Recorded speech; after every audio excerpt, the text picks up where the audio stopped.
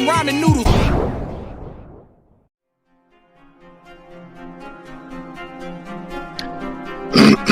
Keep it together, keep it together, keep it together.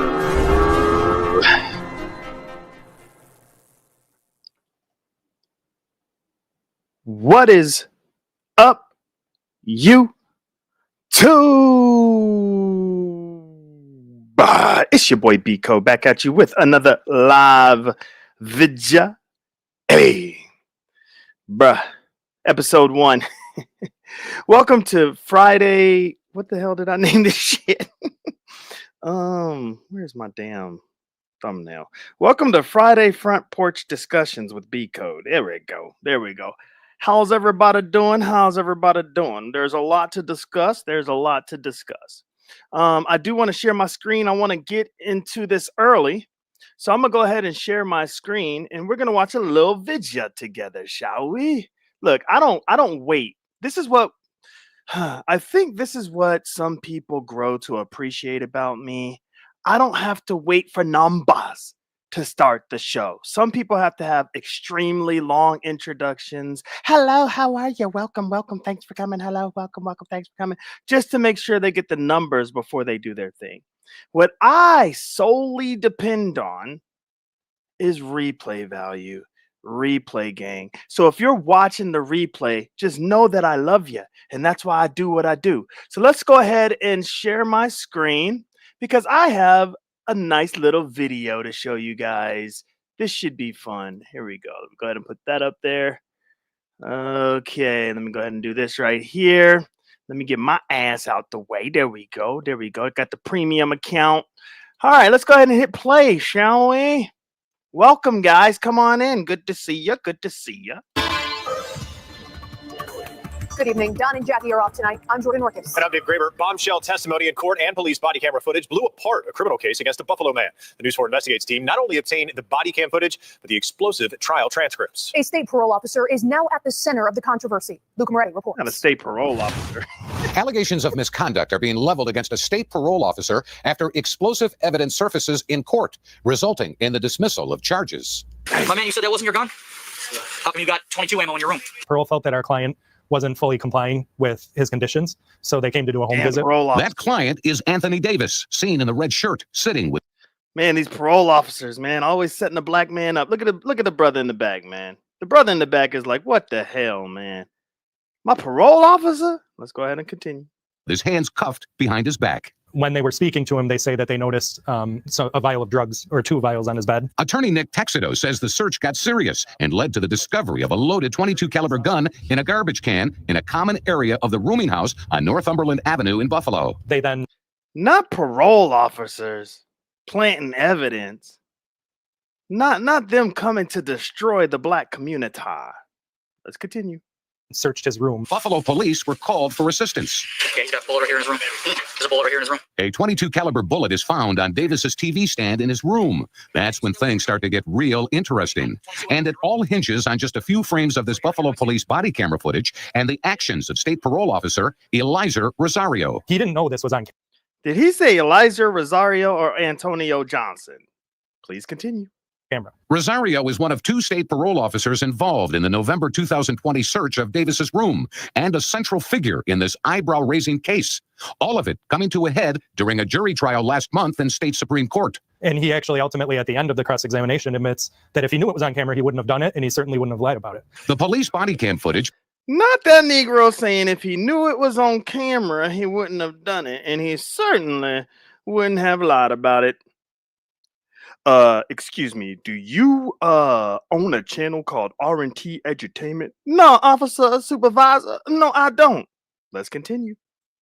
Proved to be a bombshell, Perry Mason moment during Davis's trial for gun and drug possession charges.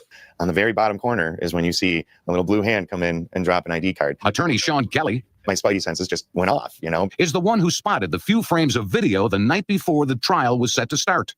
Both Kelly and Texedo represented Davis as assigned counsel. At the time of the search, Davis was on parole following a drug conviction, his attorneys tell us. They say at one point, Davis weighed the possibility of taking a plea rather than risking the possibility of a double-digit prison sentence. And when...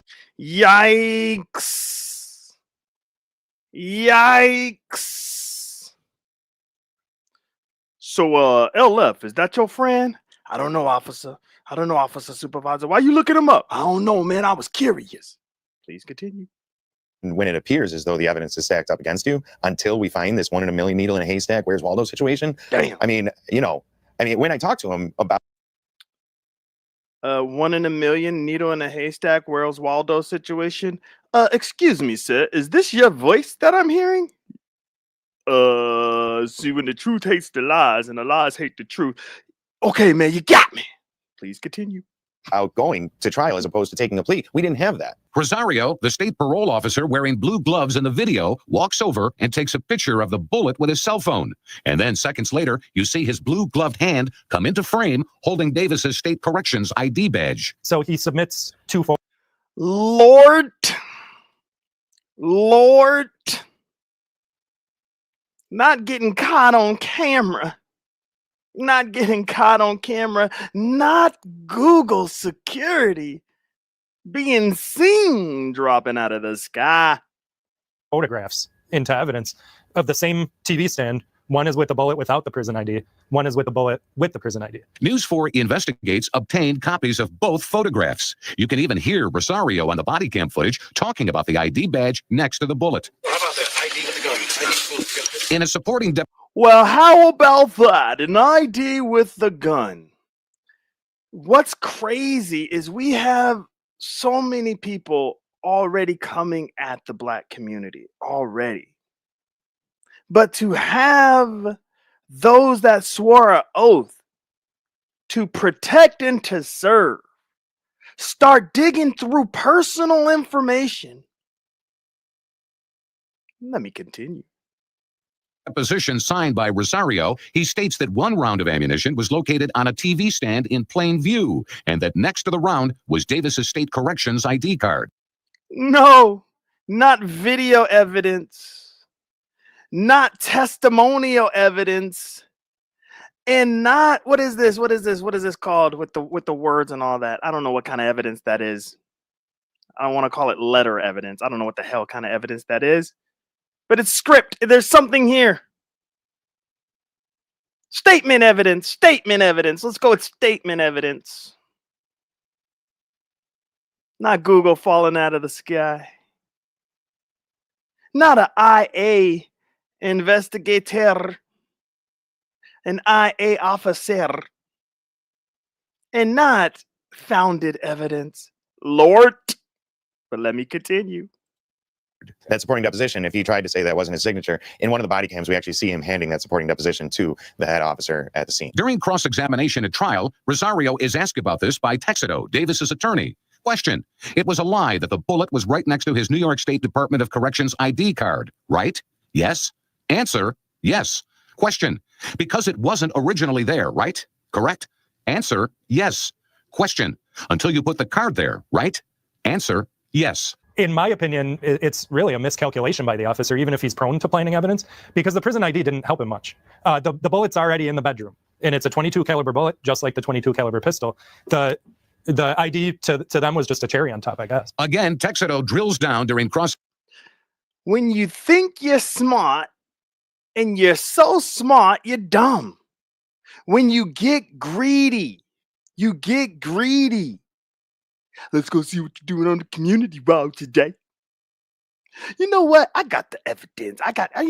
We got so much evidence. Let's go ahead and put the ID on top of it. Not knowing that all of their actions, especially this Thibodeau guy, whatever his name is, all of his actions were going to come back and bite him in the arse. Let me continue. Examination of Rosario during the trial last month. Question: but since you thought it wasn't being recorded, you planted evidence next to the bullet, right? Let's call it what it is. Is that what you did? Answer: yes, I put the ID there. Yes. Question: not yes, I put the ID there. No. You're not answering the damn question. You got to answer the question fully. Is this your channel? I frequent the channel. No, did you create the channel? Is your channel, is the email to your channel the same email that you use for work? That you use to apply for this job. Answer the question fully. We will continue. And then you swore in documents that you found the ID there, right? Answer, yes. Because parole didn't have body cameras, we didn't have actual footage of, from himself doing these actions. But thank God Buffalo police had the body cams rolling. Because parole doesn't have, okay, I could stop that. Because parole officers don't have the body cam footage doesn't mean Google will not fall out of the sky. Welcome. I hope you guys are enjoying yourselves on my front porch as we're going to have some discussions on tonight. Make yourselves comfortable, make yourselves at home. I got some commandments that we need to, not just kidding. You looked up Laquan because you was curious, right? Answer, yes.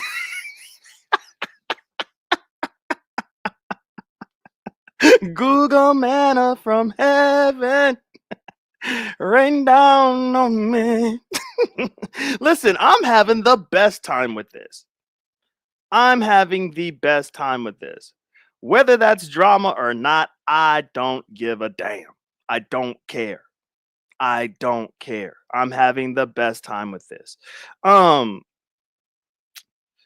you guys can tell, I don't like DJ Drama. As you could tell, I don't like him.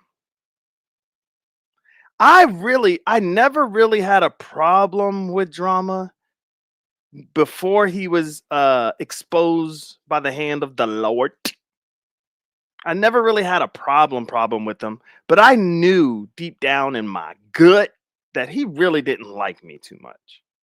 He definitely didn't like Code Fam, and he despised Star's ass.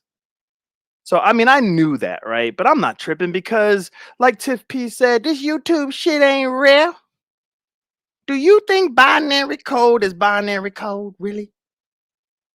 So it doesn't affect me. It doesn't affect me at all. So I let him have his fun or whatever. Make fun of Code Fam, make fun of the AFW, make fun of everybody, whatever. Had his fun or whatnot. That's cool. Because I wasn't tripping because this shit ain't real to me. But when that security alert fell out the sky, that was one of those welcome to the party, mother effer. You have now entered the chat. Hello, good to see you.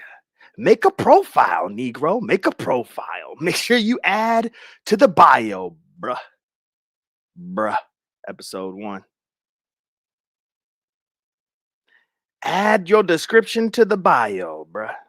Because you have now really entered the game. Sometimes I sit back and I think, damn, what would it be like if I never really doxed myself? Just so you guys know, I already knew my identity was going to be out there. So I chose to just get it out of the way myself. Just makes life so much easier. So you go through all the bullshit initially. And then once it's over, it's over. And people know, like, you really don't be doing shit. Like, I really don't be doing shit. There's nothing people have on me. I don't do nothing. I just talk shit. That's all I do. The cleanest record in the world. I have nothing, literally nothing. I'm probably in the negatives when it comes to records. I drive so well, officers pull me over and they compliment me. I mean, that's just the type of person I am. So, yeah, I got into the effery early like a dumbass because I thought I could do things that I clearly realized I cannot do. Found that shit out the hard way, but I found it out regardless. But let's just say I was as toxic as I used to be. And y'all know how I used to be. Shit, that was probably a good 4-month run with me. Being no filter. That binary is a whole beast. That binary is a whole monster. That binary does not deserve to be on YouTube. But imagine if I decided that I'm going to try my hardest to conceal my identity. Imagine what kind of hell I would have tried my hardest to reap on the sector. Could you even imagine that shit? That's hard to imagine. Imagine it. Please, for the sake of my psychological breakdown, you need to imagine that, please. So now that you see a terrible ass binary running rampant on these YouTube streets for years, imagine I'm doing all those terrible things. We know how nasty it would have got. And then out of nowhere, Wesley TG falls out of the sky with my email address and information. Lord. Oh my God. So I don't feel bad for Drama. The motherfucker played a game and he lost. That's why you don't fuck around with the universe. He played a game and he lost the game. Now he can easily come back as himself. He's going to have to come back as himself. It's just, it is what it is. So of course he could come back as himself with probably a new job or a demotion or whatever. I don't know. So, I mean, I'm not counting him out, but I'm just saying, hey, you win some, you lose some. And that was a big L he took. Rest in peace, Big L. That was a big L he took. Rest in peace, Big L. He played the game.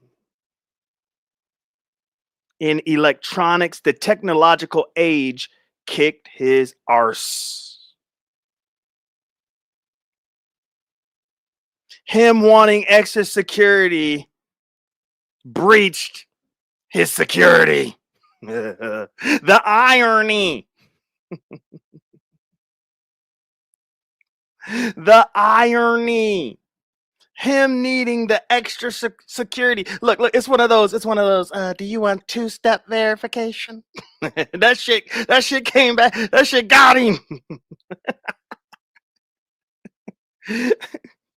You can recover your email. You can recover your primary email with your secondary email and your phone number. Would you like two-step verification? This is Google security, mother effer. This is Google security, mother. And it came down and got him. It came down and it got him. He played the game. Just think about Drama. Drama has been on YouTube for years. Now, he hasn't had a panel or a channel for that long, but that Negro has been on YouTube for years. And I know his new position in law enforcement, he was only there for 3 years, 2 or 3 years. So he was probably something else with law enforcement, you know, before then, before he got promoted or whatever, to have supervisees. He's been a thorn in Derell's side for years. They used to be buddies, I think. Kind of fell out. Drama did not like the attention that Derell was getting, and they pretty much fell out. And like I said before, DJ Drama was a great assist person. He was John Stockton to the sector. Negro, we'll let you wear those shorts, but pass the ball. He was John Stockton. That was it. And he was great at assist. New content creator comes on the scene, Drama pops up, gives him the ropes, yada, yada, yada. This is our sector. Good luck to you. But something changed when he met Slander God. And just so you guys know, I think Slander God and Dr. Nikki have something in common. Just going to say that. But anyways, something changed when he met Slander God. I don't know what it was. I have no idea what it was. Maybe it was Slander's aura. Maybe Drama picked up on Slander's aura. and was like, this is somebody I want to roll with. Maybe, I don't know. I'm just guessing. And this is what gets me in trouble. But the buck stopped with Slander God. Maybe because Slander be smoking, and so Slander's speech slows down. But one thing good with Slander's speech slowing down, he has clarity of mind still, which is crazy how that works. And so Drama, they called him DJ NyQuil, Dramamine, thought that that was the type of energy he was also giving, but it wasn't. Slender, young nigga. Drama, old nigga. He was not given that type of energy, but he felt as if he has found an equal. He landed his plane. He planted some trees, some oak trees, because he planned on staying a while. And he showed Slander the ropes. Slander, this is how you do an award show. Drama fell in love with the award show stuff. Drama started falling in love with editing. He truly started falling in love with the sound of his voice. I mean, when you first learn about StreamYard, that's an experience. So when he, went to the backstage of StreamYard and started seeing all the different buttons and the controls and shit like that, he fell in love with that. It reminded him of work, how you can get into portals and shit. It reminded that man of work. He felt important. Back there pushing buttons. Ooh, this is how I bring them up on the stage. Okay, this is how, if I want to remove them. Okay, if I want to do some authentication, I could do it here. Okay, let me look on over here. Ooh, I can't wait to hit that go live button. Gotta hit that go live button. Then when he finally went live, that was like the Haran in the veins. He went live and was addicted and pretty much tried to push Slander out of the way. That's one thing y'all don't remember, but I remember clearly. Pretty much tried to push that man out of the way, but guess what? Slander wasn't going nowhere. So Drama had to devise a plan.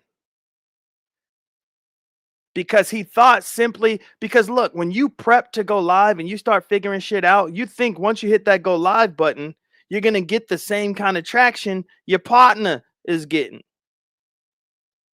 That shit just ain't the case.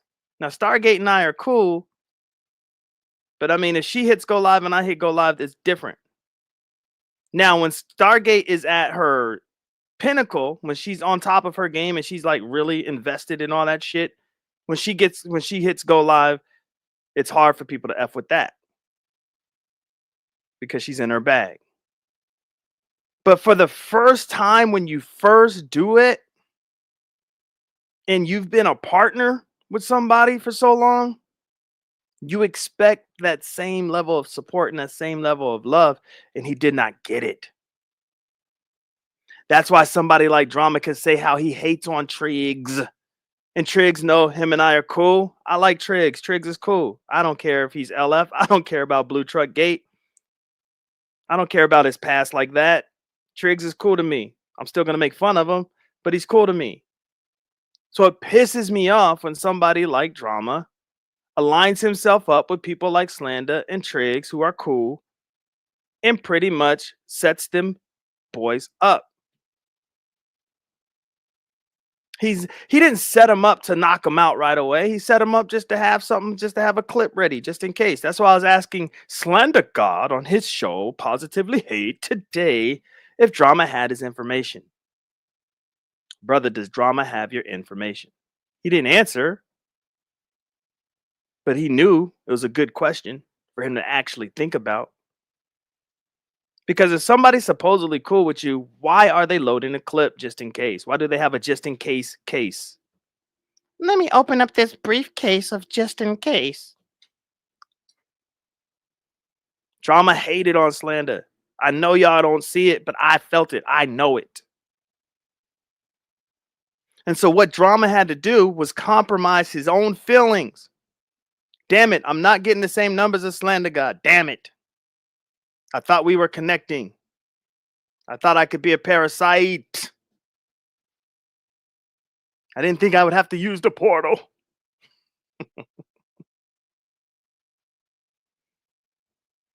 And so, what Drama had to do was come up with a mother effing schedule. Remember, it was so funny in the sector when Triggs pretty much hijacked Monday from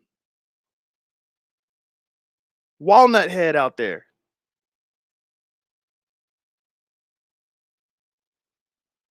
From Mr. Run, Yamiko, run. That shit was funny. But Triggs, I don't know if he was taking orders. Triggs don't strike me as a take an order type brother. Or I don't know if it was just in a mutual agreement. I don't know if they did paper, rock, scissors. I don't know what they did. But Triggs, by way of Drama, took the Monday shift. So they wanted to start off the week and end the week and get ready for the weekend for the shit to pop off, which is a great formula, which I might do in the beef sector. When I start doing my morning shows, I might not go live every single morning, but I might do a Monday, Friday, take a page out of the Triads book. Now, the thing about Drama is, and I'll get to, sorry guys, y'all know when I'm telling my stories, these are like prophecies, and these are like, I don't even know if you go back in time, because prophecy is pretty much telling the future, but I don't know if you go back in time and see stuff. I don't know, but these are those. And so I don't look at the chat, but I will get into the chat after I'm done with this story. Drama. And this is all freestyle, nothing's written. Your boy is just passionate about the mother effing topic. From since I hit go live, nothing was written.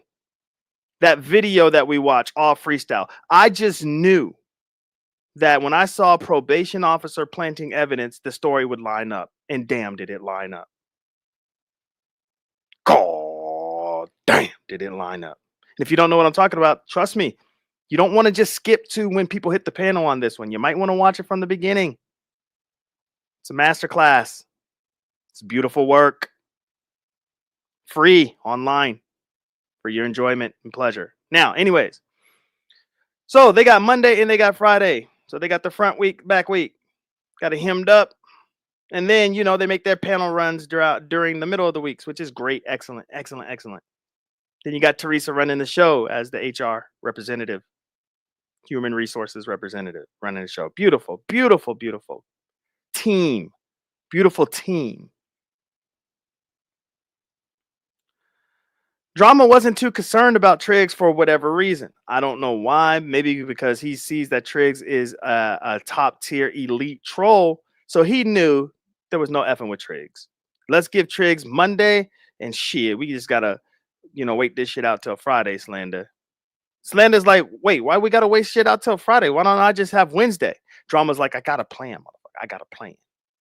Well, what's your plan? Well, email me with your but not government email, but email me with the email you typically would use with your real name. And Slander's like, okay, because he wants to know the plan. And so he emails him with his real name. So that's how Drama early got the information early. Okay, so maybe that didn't happen. Maybe it did happen. I could see that happening. But it was early. They trusted Drama. They didn't know he was 5-0 at the time. But anyways, so Drama sends the emails and says, look, I can't have you going on Wednesday. You got to go on Friday because you got to get them ready for me. Not Slander the opening act on Fridays. Drama needed Slander to go live just in case something would pop off or whatever. He can have something instant to talk about before he gets into community wall banging. Look, this is Friday. We're on the front porch just having discussions with binary code. Oh, no, damn, I said that wrong. This is Friday. We're on the front porch just having discussions with B code. You have to understand that Drama's entire show was built off of responses to community walls, where he would have to give verbal responses. That was pretty much his show. But people, I know that people in the sector, they didn't care too much about what the AFW was truly doing. They didn't care that much about it. So he had to try to make it, you know, somewhat entertaining or whatever. And we all know that the AFW don't give a damn if we care what they're doing or not. They're just going to do what the hell they want to do. It's just, it is what it is. But Drama had to try to make a show out of it. But when somebody is truly trying to go in or talk negative about the AFW, the sector doesn't always show up. Like maybe 30 people, 40 people, maybe. Unless it's like a super heated back and forth. It's when other sector folks and other sector folks are going at it. That's when the sector truly shows up. So Drama had to figure out, because the only people that was going back and forth were people banging on community walls. So he had to try to figure out how to make this shit hot. And so he would feed off a slander show to reel them in. So what you gonna be talking about tonight? Just a slander. So what you gonna be talking about tonight, Drama? What you doing, man? This is them on the show, on Slander Show. Hey man, you know, the people just gonna have to wait. People just gonna have to wait. I'm gonna give them a show, man. People just gonna have to wait, man. Or if he starts talking about something like, you know, like when I was in Derell's Broke Brothers chat, like, but you know, I can't really get too much into that because, you know, I'll talk about that a little bit later. Talk about, oh, you gonna talk about that a little bit later, player? You gonna talk about that? Yeah, talk about that a little bit later.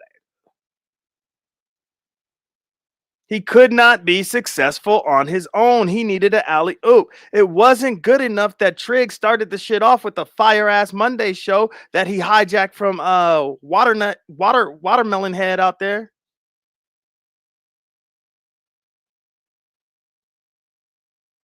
That's not enough. He needed somebody to go live 2 hours, 3 hours before he went live, just in case. I'm telling you, that's a just in case, brother.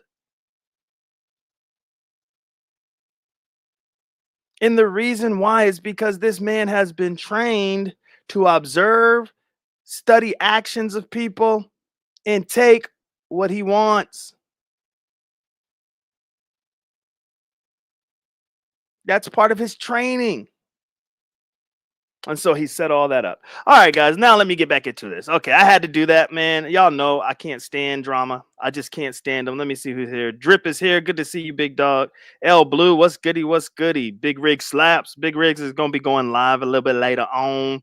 Stephanie Collins in the building. Rev G is here. The Sect. Yup. Good to see you, CE. Anybody else that's here? Sorry, I had to do that, y'all. I had to do that. It was Holy fuck is here.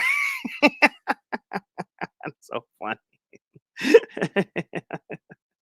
Oh man. What's up, unadulterated? What is up? Stefan is in the building. What's up? All right, y'all. Well, there's so much going on in the Umar sector, and one thing I did take great offense to was when Lemon on Pizarro's panel said that the Umar sector is dead. I took offense to that. Because no matter how much you try to tell a mofo that the Umar Johnson sector is not predicated upon numbers, there's an energy in the sector. And if you're on that same wavelength, if you're on that energy, you would know that the sector is actually on fire.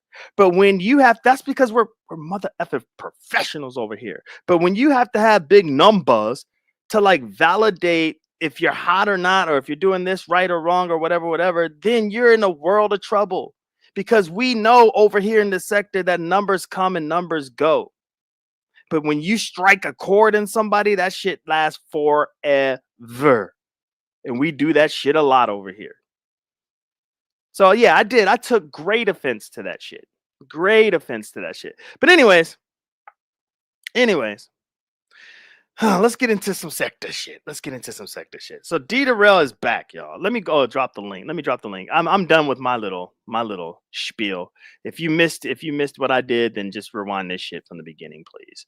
All right, let me drop the link for anybody that wants to come up and talk they shit to anybody that they want to talk they shit to. You can come on up and hit that link right there. Truth, when I heard that, I was like, oh, you talking to unadulterated. Oh, okay. I thought you didn't say something else with the truth. You know what I'm saying? Yeah. Because you know me. This is a DJ drama stomping ground. If you got issues with DJ drama and you want to air out your grievances and you want to publicly make your complaint, you just go ahead and do it here, okay? Because that's what this platform is not solely. That's what this platform is primarily dedicated for. But I did drop the link. Anybody can come up and talk about anything that they want. All right, so Derell is starting a lot of shit. All right, he's starting a lot of shit, and I don't think. Okay, which direction do I want to take this?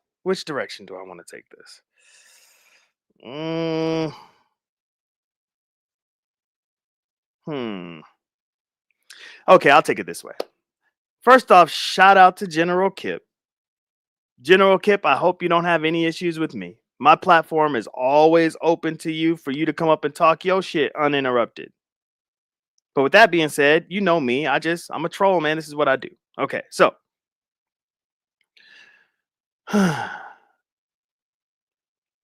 Derell said something that was true.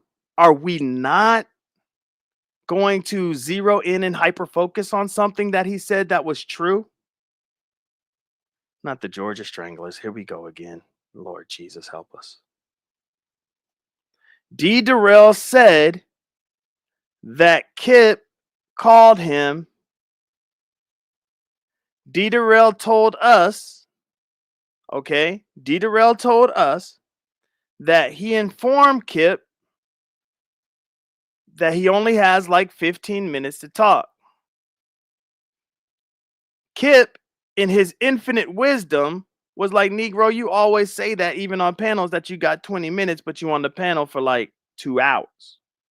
So Kip, in his infinite wisdom, chose to ignore that shit and kept that man on the phone for 1 hour and 45 minutes.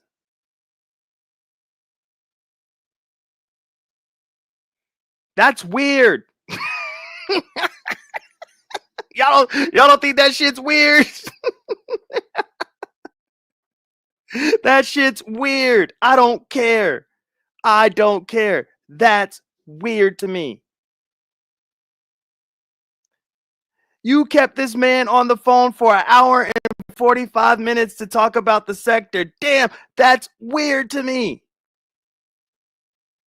Now, other people would think that what we do over here is weird, right? Like we talk, some people, like Lemon has lives for like 11 hours. Some of us have lives for like 3-4 hours, and we're talking shit to the chat, talking shit when people come on the panel, talking about sector stuff because this is the sector. So people outside of the sector might think, hey, that's a little strange, but hey, you do you. So I'm outside of the sphere. So maybe I'm just like, I'm just confused because I'm outside of the sphere of I'm going to call your personal phone and I'm going to talk about the sector for 1 hour and 45 minutes. I'm outside of that sphere. So to me, that's weird. To me personally. Now, if that's your thing, do you? Like if that's your thing. But I don't want to ignore the fact that that was a truth that Derell said. Derell said that out of nowhere, this dude called me. Kip admitted to that. When I heard him on Photons, he actually admitted to it. He said, yes, I hung up with you, Photon, because he's thinking he's on the phone when he's on a panel. I don't know. But I hung up with you, Photon, and went ahead and I called Derell. Had some words for the brother. Okay. So if Derell was telling the truth about that, why do we think he's lying about everything else? We need to figure out why, because everything else has to have, I guess, like a tangible receipt that we see with our own eyes, maybe. I don't know. But all I know is Derell has not been proven to be a liar. Not yet, anyways. He hasn't been proven to be a liar. The things that he said, something was found out to be true. The other things just have not been discovered yet. Maybe he was lying about some shit, but you can't call him a liar because right now he's 1-0. He said something, it's been verified, and what he said was true. Now, I don't understand. So slander gave me the impression that General Kip was actually upset with me. Oh, he mad at you, Binary. Oh, he mad at you. When I went back and I listened to the live stream, didn't seem like Kip was upset with me. It just seemed like he was upset because he believes that we should be calling Derell a liar. It just hasn't been proven yet. It hasn't been proven yet, Kip. How can I get on here and start calling this man a liar when everything that he said to me, I can't verify, except for one thing that was verified by you. You verified that you do call him. So when he says, damn, Kip is the type that you do a 4-hour live stream, it's 1 o'clock in the morning, and as soon as you hit, in the stream, he calls. Now, I don't know if that's true or not. Oh, Kip says slander getting caught up in the rapture. Lord. That's right, the sect. We gotta check the storage. We gotta check the storage. So I don't know. And I know what some people are thinking. Man, this old ass drama. This is it. Look at, oh damn, there go Rev. That motherfucker a liar. I don't know. I don't know what he's lied about on my panel is what I'm saying. I don't know. You guys have your own personal issues and beefs and stuff like that. But all I know is this is why I'm addressing this, because Slander said that Kip was upset with me. But then when I listened to it, I don't think Kip is upset with me. He's upset with what I'm allowing to happen on my platform. That's two totally different things. And so I'm addressing the reason why I'm not calling this man a liar just yet, because so far, everything that he said to me has not been verified except for one thing. And that one thing that has been verified, he's been telling the truth. The lie detector test determined that you're telling the truth. And so my question to the sector is, how is that not weird? How is that not weird? Some people were like, well, why would he answer the phone? Because at the end of the day, he is a human being. They did have a relationship. Dang, not YM too, Lord Jesus. They did have a relationship. Some kind of friendship. I don't know. So he's like, okay. He's calling. Let me see what's up. And so that's probably why he answered the phone. And then he had the common decency to listen to entertain Kip for 1 hour and 45 minutes. That's a long ass time, man. Especially if you're busy. Like, I'm always busy. Like, I gotta carve out time to do shows. Like, I'm always freaking busy. If somebody calls me and I know I only have a 15-minute window, first, I don't think I'm hanging out for even the 15 minutes. But if somebody calls me and talks to me for 1 hour and 45 minutes, what's up, Room Shaker? Dang. Hey, we're getting into this dead Umar Johnson sector content, Room Shaker. According to Limon, Our sector's dead. I don't care. But anyways, back to what I was saying. If you're talking to somebody for an hour and 45 minutes, man, that's a lot of time you're giving up out of your day. That's a lot of time. And to me, I just swear that that's weird. It's just weird. All right, what else we got going on with Derell being back into the sector? Let me think. But while I do that, let me go ahead and get something that I wanted to cover today, because a lot of people are mad at TMK. They upset. You done messed up, TMK. T.mk.media. Let's see here. You done messed up, TMK. You done messed up, brother. All right, that's not you. Bro, that's not you, man. There you are. All right, boom. I'm going to go here. How many TMK media channels do you have, brother? Damn. I'm going to go here. Click this Facebook link. Lord. Please don't let my actual Facebook pop up. Please don't let my actual Facebook pop up. Please. Okay. All right. Let me make sure I don't got no Google information finna drop out of the sky and shit. Hold on. Okay. Oh, Lord, man. There maybe people aren't really offended at the post more than what the hell? Oh, they're saying I have to log in, bruh. No, I didn't have to do that shit on my phone, bruh. Hold on. I'm gonna have to screenshot this shit probably. Some shit finna drop out the clouds, I could tell. What am I gonna do? Oh God, I don't feel like working though. You know what I'm saying?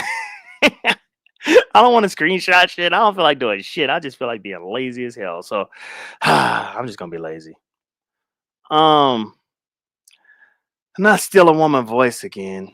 Nah, so we'll get into it. Christian Mingle again about to pop up. Top friends list before you share the screen. I might get in trouble because of my opinion on this shit. Seriously.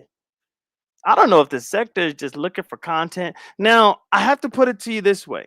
Like, if you guys don't realize this, some of you do, some of you don't. But the sector is energy. So some people know how to feel like the sector, like, oh, this is the way the sector's moving. This is what's happening. This is what's happening. Although it's only like a small handful of women that are verbally expressing their disgust and disdain for TMK in that damn post. And then you got Ray Triggs, F TMK. Like, he caught the sector wave quick. He caught that shit quick. He jumped on that bitch quick. F you TMK. He caught that shit so fast. He threw TMK's ass under the bus.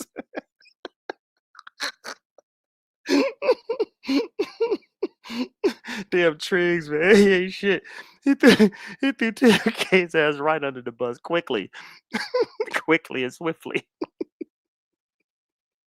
Expeditiously. Let me stop. Okay. Well, anyways. So the sector moves in a certain direction, and the sector is moving in a direction that I don't know, man. I don't know. I don't like this direction it's moving in with TMK's shit that TMK got going on. So what I'm gonna do is I'm gonna go ahead and present my screen. I'm gonna present my screen, and we're gonna go over this shit. All right, we're gonna go over this shit. TMK. Let me go ahead and preface. Let me go ahead and give a background, a backdrop of whatever's going on. So TMK thought it would be wise to post a link talking about how girls transform and become hoes. That's what he's talking about. That's not what he's talking about. That's what the link is posting to. He thought it would be wise to post that shit. And the person that wrote it is coming from the perspective of pretty much thirst trap girls, pretty much girls that, Dubai type girls, you know. super gold digger type girls. And the guy is posting like, and this is how they are formed. Oh, it wasn't a link at first. He posted it as if he wrote it. Damn, not stealing. Come on, TMK. Even if this was TMK's brain, does he deserve the backlash that he's getting? I don't know. I don't know. Because the original post is talking about how the type of girls that we know exist, how they came to be. And when I looked at that shit, hold on, let me go to TMK's shit. Let me go right her. Okay, let me go right her. Of course.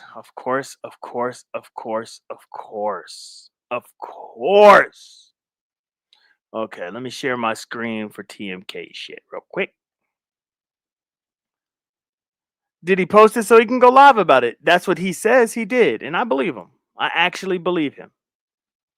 He was probably trying to get people ready for, that particular type of live stream.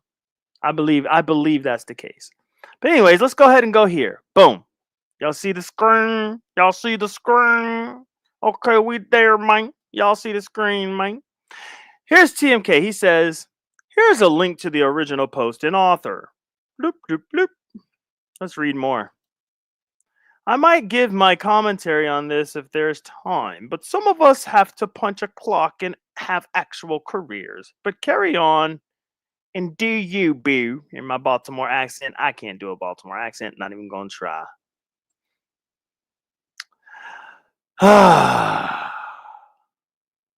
Should we look at the article before we look at, yeah, y'all see that right there? There is the main antagonizer of the entire situation. So if you know the sector, you already know there's going to be some BS attached to the outrage.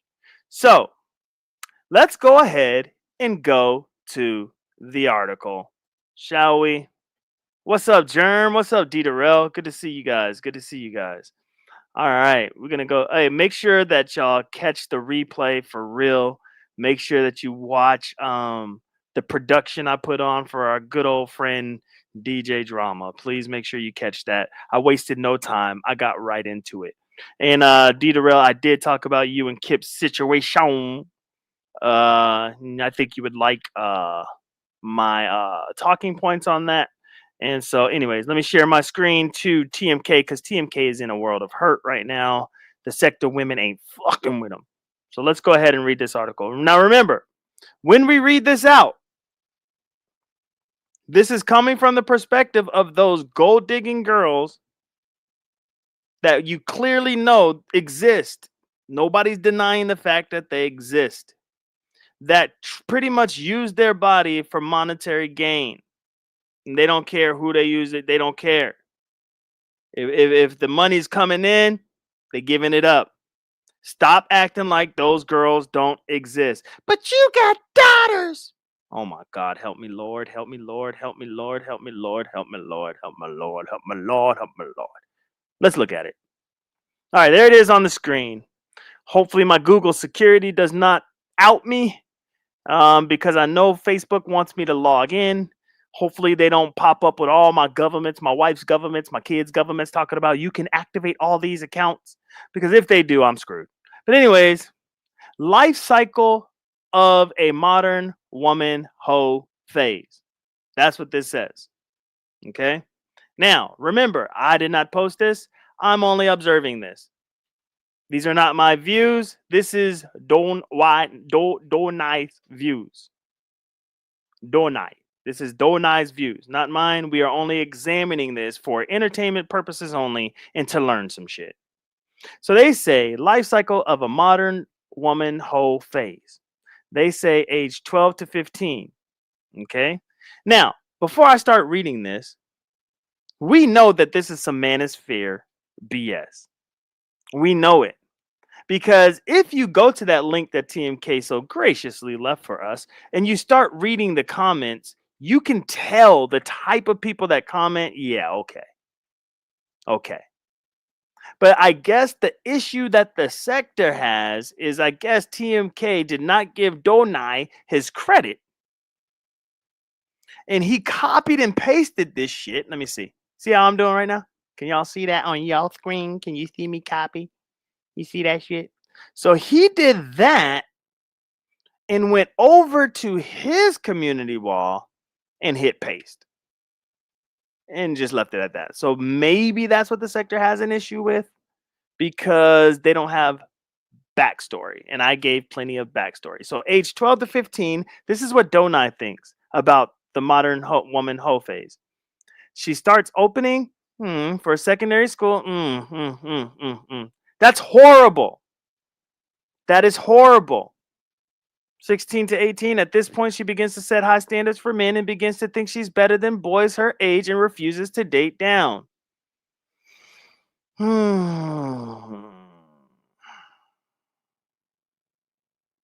So remember, this is Donai pretty much starting from 33 and working his way back, but he's giving us not obvious. He's giving us the outcome. He's giving us the nasty psychology. This is his thoughts. This is what he thinks. From 33 backwards. So you got to remember, when he talks about this age, 12 to 15, 16 to 18, 19 to 20, he already has in mind what the person has become. Hindsight is a gift when you're writing shit. Trust me, it's a gift. And so, with the understanding that this dude is talking about a woman that truly obviously exists, and everybody knows that woman exists, just like there are nasty men out there that exist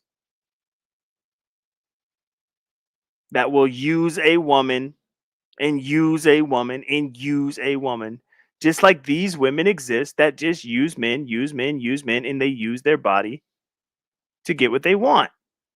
They exist. Anyways. Age 19 to 20. At this stage, due to the number of men approaching her, she begins to think she's valuable, forgetting she's just in high demand for... That looks like a Bombay word. It does. Hence, her favorite slang becomes, I can't date no broke man. Broke man deserve no ooh ooh. I'm a Gen Z baddie. I deserve the best. I can't date no broke man. I don't know. Age 21 to 23.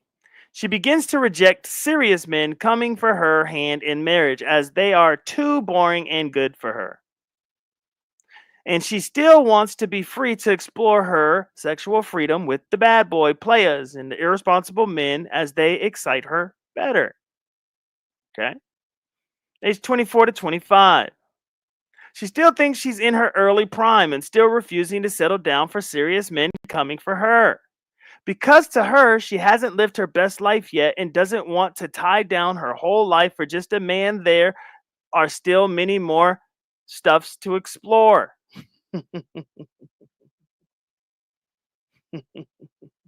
Yeah, that is nasty, Smoke. I know what you're saying. She becomes a baby mama and is ready to settle down. 28 through 29. She realizes that her value in dating market has reduced drastically and that men ain't taking her seriously. At this stage, she convinces herself that a God-fearing man is her best option, because to her, a God-fearing man is synonymous for a foolish man who will overlook a woman's dirty past. Lord, this is crazy. And at this point, and so on and so forth. And then he ends it with never settle for less.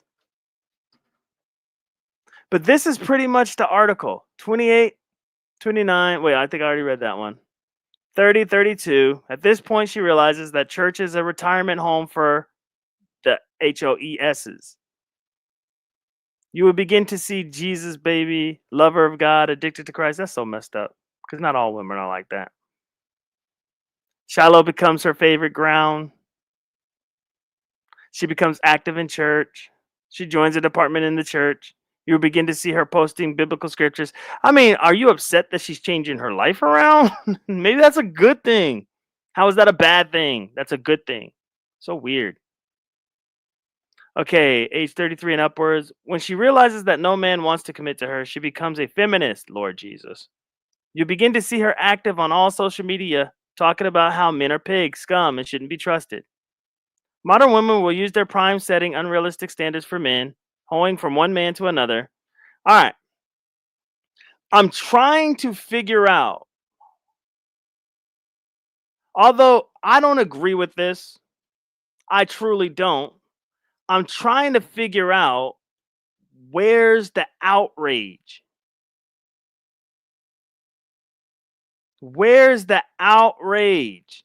Like, I'm trying my hardest to figure that out. Oh, okay. I see what you're saying.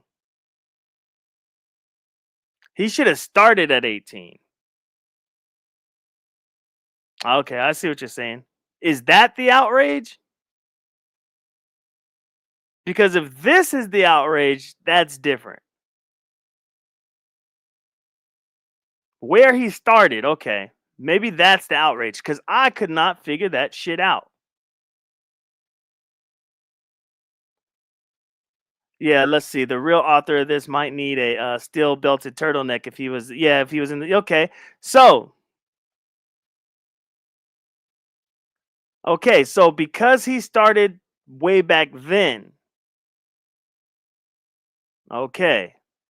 I see. Okay, that could be where the outrage is. I could not figure that shit out. I couldn't figure that shit out. And not women turn feminist is the outrage. No. My hope is that they are upset with what Chad T has discovered. That is my hope. Because he took it back, he should have started at 18. Okay, I will agree 100% with that. But if it is the descriptions he used that he pictured of how this woman could be, I don't understand that. I don't understand it. Like, I did not understand it. So yeah, okay. I can see that. Now let's go ahead. I'm going to share my screen. Now let's see the outrage. Hold on. Let's see. I'm going to share my screen. Let's see the outrage. The pattern of these red pill goofies needed to talk about what women and okay, I see. Yeah. Okay, if that's it, I understand completely. All right, here we go. All right, let's get into it. Here's the thing I think we may be missing here. This guy who posted this is clearly from another country, as well as much younger and less experienced than you. For you, a mature, married, and experienced man with daughters of your own, why would you be willing to repost this as if you are in agreement with these statements? I would expect you to be a voice of reason to this young and obviously ignorant man. But instead, you reposted this without any explanation for what you believe. It's pretty reasonable for people to look at you a bit sideways based off of these facts. Just saying. Now you are definitely entitled to your opinion, but so is everyone else. I want to see now if T Pre is going to move the goalpost. And rightfully so. Because I 100% agree that if the outrage is how that dude's mind was so nasty that he had to go back that young, that he could not start at 18. I can see that outrage. In TMK, I can see why people are upset, bro. Now, the repost, like what we're looking at now, I don't see why people could be upset with this, because you're clearly showing that this isn't you.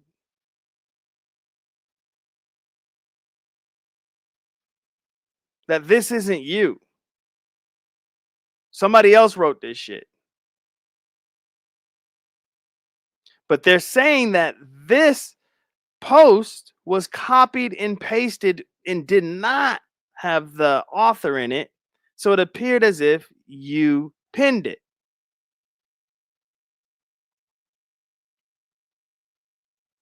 T Pre is not going at that angle. And remember, T Pre is the first one to post. This is 11 hours ago.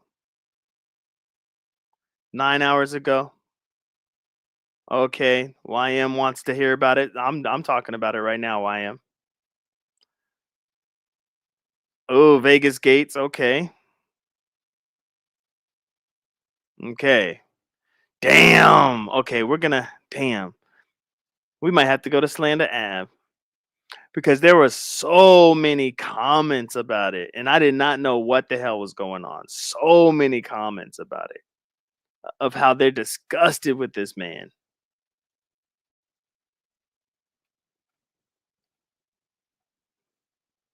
All right, let's read TMK. Let's read his thoughts. Let me like these shits. Let's see. Excuse me. All right, let's read his thoughts. Whew. Okay, so here's the thing. You know, when police officers start out with "here's the thing" or "here's the deal" or anything like that, your ass is screwed. Right? Either you're screwed or they about to lie their ass off because you busted them because you're a First Amendment auditor. Hold on, I'm gonna get a bite of this pizza. Let me not be rude. Let me go on mute real quick.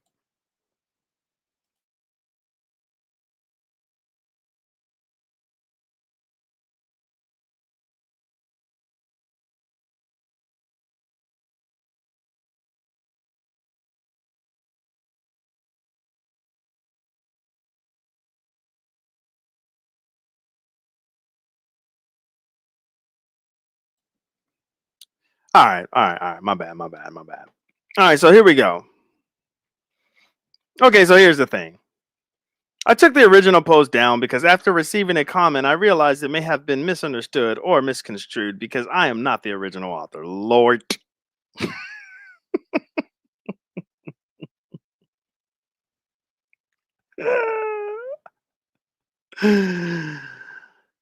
Oh boy. When plagiarizing goes wrong. Anyways, my plan was to use this piece as content and to break it down at a later time, but in the interim, I do have questions though. What?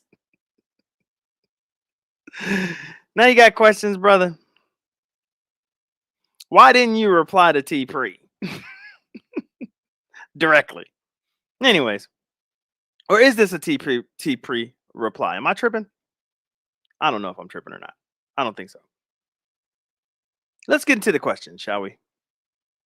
Number one, how does posting this automatically deem me as one who agrees with the message, as if does not denote a fact, only an assumption?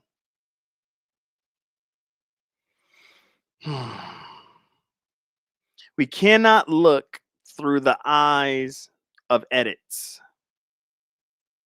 We can't. Now, when I read the life cycle of a whatchamacallit or whatever, I'm not gonna lie. When I did see the 12 to 15, I did feel a certain type of way. Like that's crazy, right? But then I was like, but he's trying to describe the psychology, whatever. And I kept reading.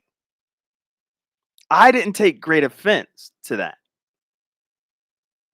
But I can see why somebody would. So, like when I go back and review Slander, I'm not going to do it now because I can expand, I can extend this content. When I go back and review Slander, I'm going to see why they had issues. If they had issues based off of T Pre shit, then I don't care, man. Whatever. Y'all missed where the big issue was. But if they have issues based off of what Chad T said, this is probably what's going on. And then I'm like, oh shit, yeah, that's probably, I can see that. I can see why people have issues with that. That's weird. Didn't even dawn on me, but now I see it. It's like, holy cow, that's weird. Y'all see, I tried to get through that. I didn't even want to read the last couple of points, but for journalistic integrity, I had to do it. But y'all see, I tried to get through it. I was like, and it said yada yada yada. I was trying to get off of that shit. But anyways, so how does posting this automatically deem me as one who agrees with the message? Only because the original post, not the edited version, the original post, there was nothing to say it wasn't you at all. At all. Okay, so let's get to number 2. He says, while I do not agree with the chosen language or tone of the original post, I do agree with some of its sentiments. See, the truth is, I have raised 5 daughters and have had to address many real life discussions again and again. See, okay, look, he's bringing it here. He's bringing it here.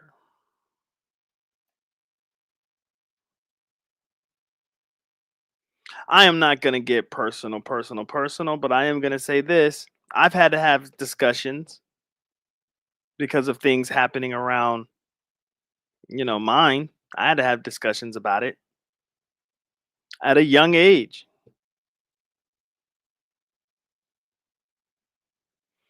But I can see why the sector would be upset with Don Nye, whatever his post is because he got graphic with shit. That was low key weird.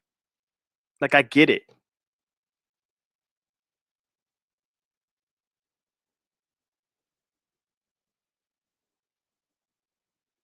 Face reality. I'm reading this out, to myself. Prepare our offspring for the real world and demonstrating a proper example, which is, I feel I have done with some accuracy.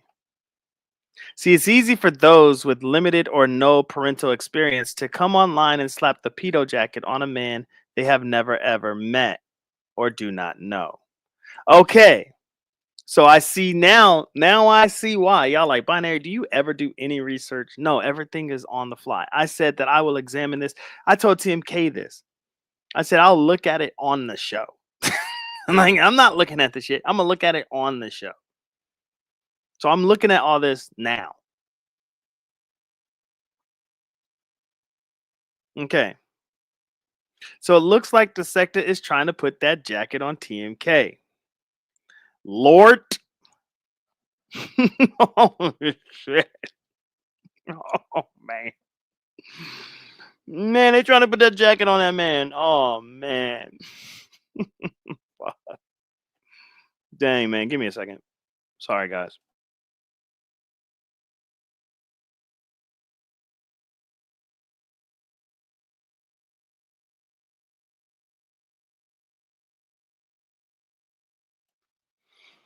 I see that too.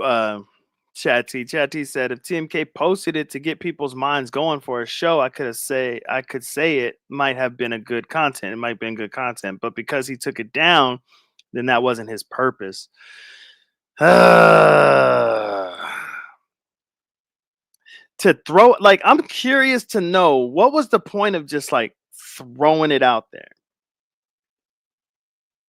like originally.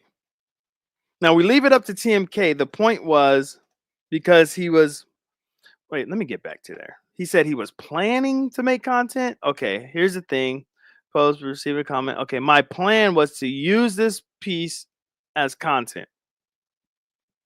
I'm curious though.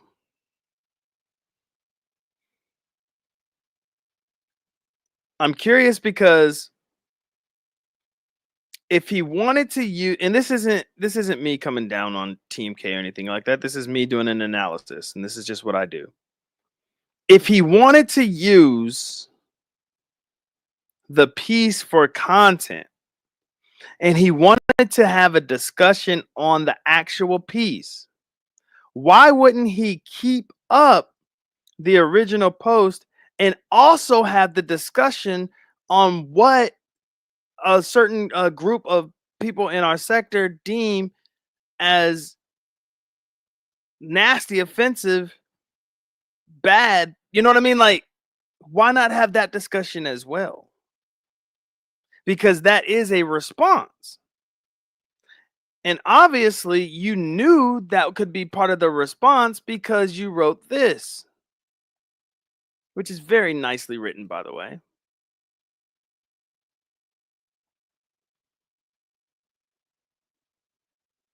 So that means you took some time on that. I mean,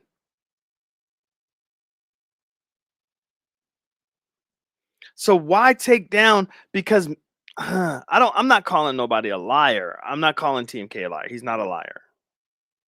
He's not. I'm just saying it doesn't make any sense.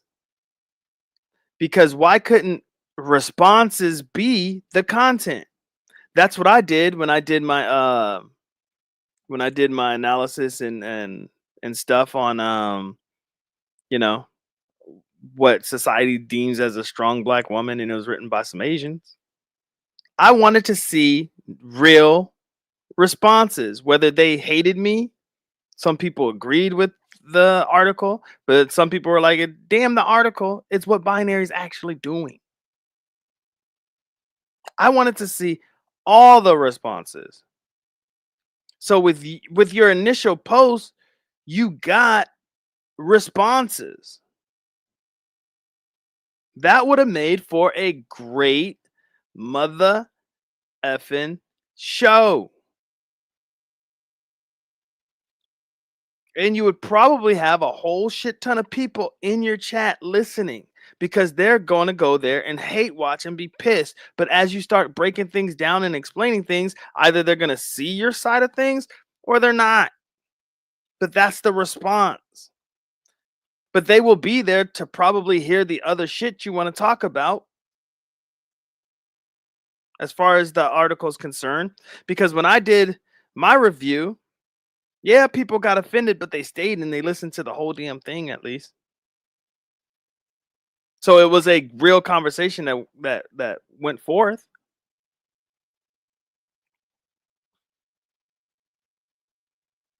This can even be like, damn, that's what y'all trying to do to me? Let me give you perspective. And if you still trying to be that way, then whatever. Listen, man, you know what they called me, bro. Stop. If shit ain't true, shit ain't true. It shouldn't affect you that much. All right, number 3. All right, let me see. I want to proofread. No, don't proofread, binary. Just read the shit.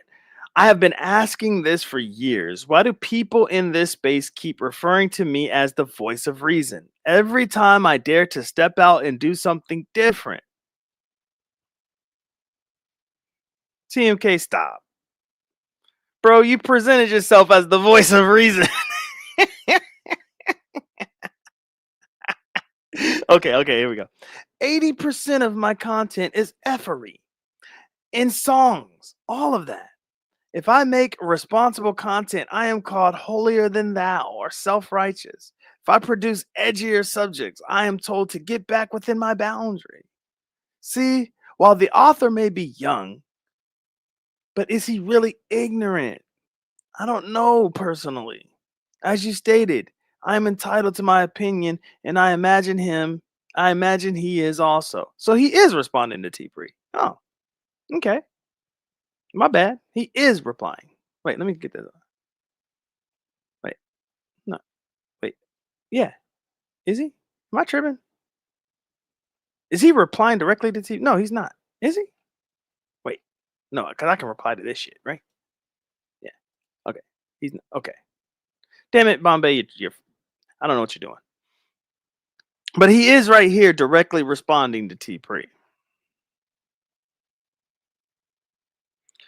Bombay has dope ass editing skills. He knows how to mix music very, very, very well. If he would just stick with whatever it is he's passionate about, he would like blow up in YouTube. If he's passionate about these types of topics, if he would stick through it and get through the drudgery of like a year and a half of really no traction or whatever, just get through that, be consistent, he would have a booming channel. I would say between 50, 75 to 100,000 subscribers if he was if he was just patient, because he has the skills for that. He has the voice, he has the editing skills. He knows how to put beats together. Like, he has all that. He could sing, rap, he can do everything. This dude is a content creator. But he does have to balance this shit with a real job, and he has a war. He has inner turmoil within himself. He's warring with himself. He's warring against himself. Half of him wants to do good shit. The other half of him wants to do evil shit, and those things are colliding. You know, so if he would just choose a lane, he would be a lot more successful on YouTube, and it wouldn't be as stressful for him. Because when I'm reading these points, I'm feeling a lot of tension and stress. I don't know if y'all are feeling that, but it's real. All right. Oh, damn. Let me make sure nobody's backstage. Okay, we good. All right. No, don't nobody want to be up here on when this shit's on the screen. Okay.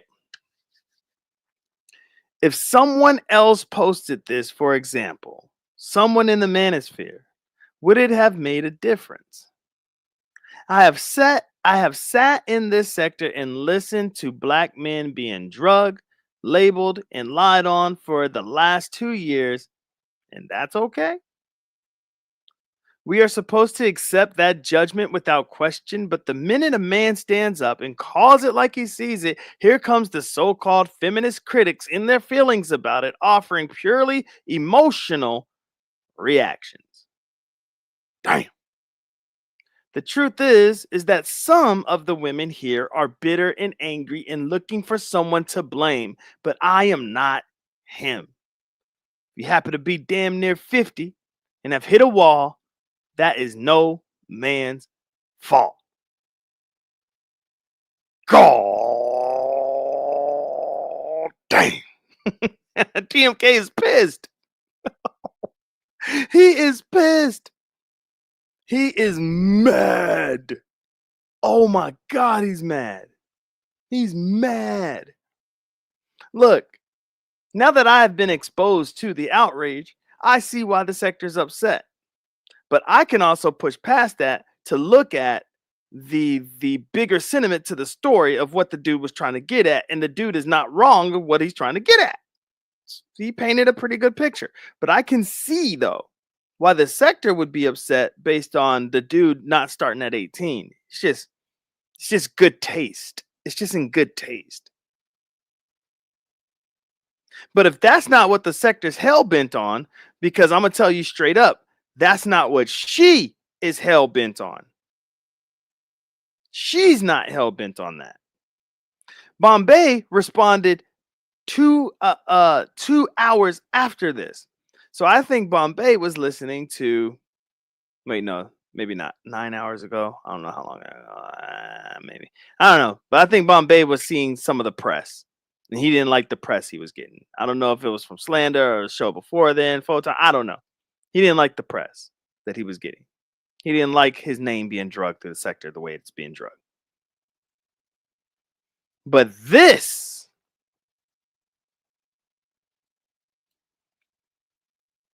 is not, in my humble opinion,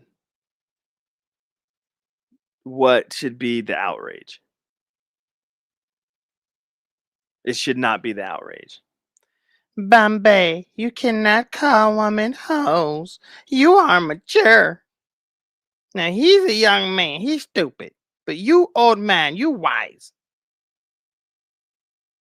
You can't be doing that's the outrage she's trying to present. Maybe she missed the memo, or maybe the memo skipped over her desk. Maybe the sector ain't landing at the Black Lounge anymore.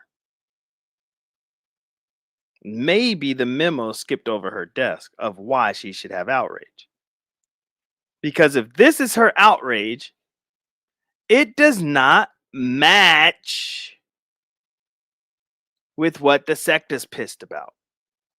But watch. Just watch. It's going to conveniently change. It's going to conveniently change. Oh, I wasn't done with my post. I got more, part 2. I mean, that's a good wave to jump on. Look, I'm low-key jumping on the wave. Because I just said, damn it, I can see why they mad. So I'm jumping on the wave. So we know T Priest finna hop her ass on the wave. All right, here we go. This is the asterisk. This is like a bonus for us, okay? Have you all noticed that a lot of folks don't come around anymore and are all there? Wait, and all there is are. Wait, hold on. Okay, binary, slow your ass down and read like you got some sense. Okay. Have you all noticed that a lot of folks don't come around anymore and all there is are the same 6 people going back and forth with 4-year-old narratives? Well, damn. I mean, it's true, but that shit hurts. This is exactly what we told you would happen if you did not establish balance and get back to producing actual content with substance. So, life cycles of HOE substance? Yeah, it actually is. Okay. I heard a wise man on here last week state that by changing his schedule to more work and less online, he has experienced greater success in life. Well, that's facts. I'm pretty sure he was talking about Derell, but hey, I did the same thing. So am I considered wise? I don't know. I am in agreement with that fact. Seriously, though, you could turn this YouTube off for 2 years and come back and still find the exact same bullish right where you left it. So, was the article going to change the trajectory of the sector? Like, was it that powerful? The sector is built off of personalities and narratives. And sometimes some real legal shit. The sector is not built off of discussion points and hot topics. It's just not. So to try to bring that element of the manosphere into the sector, man, I don't know, man. I don't know. There we go. Why am I funny? TMK is here. I'm sorry, man. You know I was in my bag. I didn't look at my whatchamacallit. Let me see what TMK got to say. Oh my!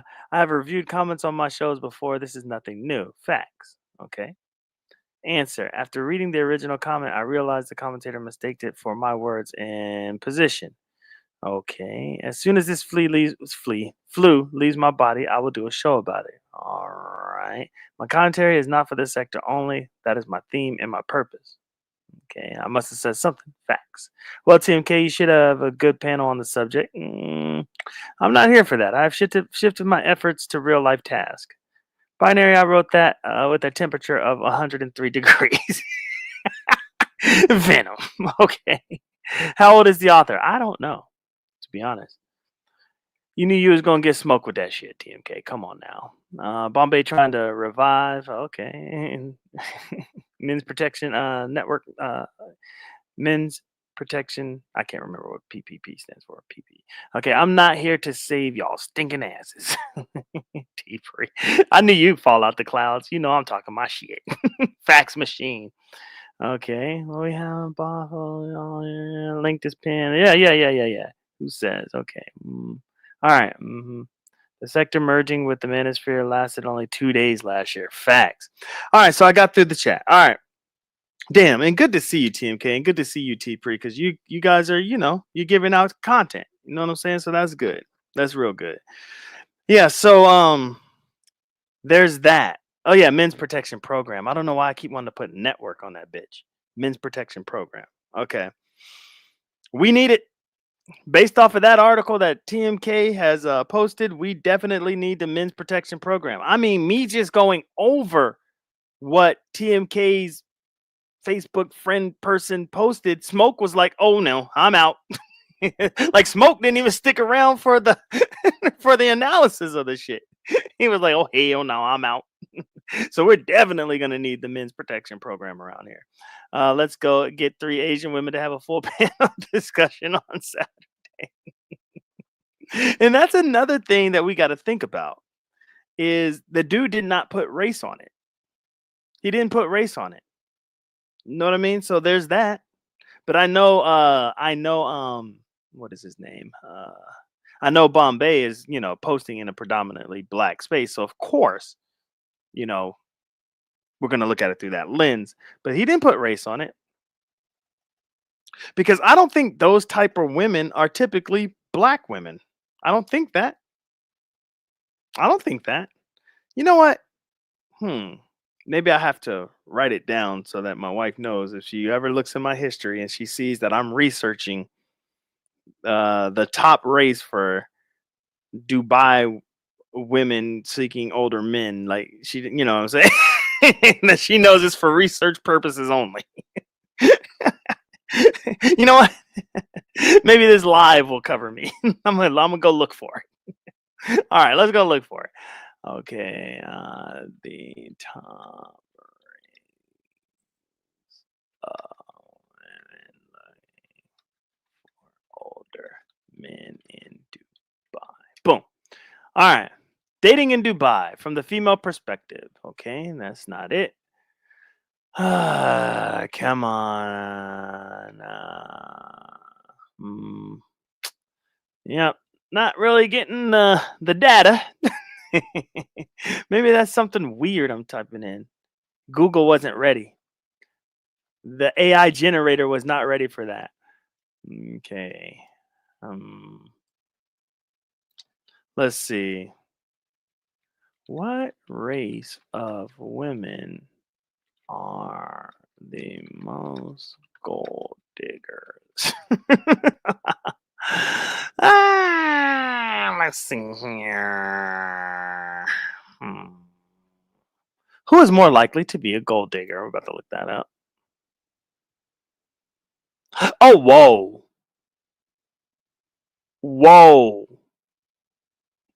whoa. In a nutshell, see, I wasn't looking for this information, but Medium just gave me the information. Men, 54% are more likely to be gold diggers than women at 46%.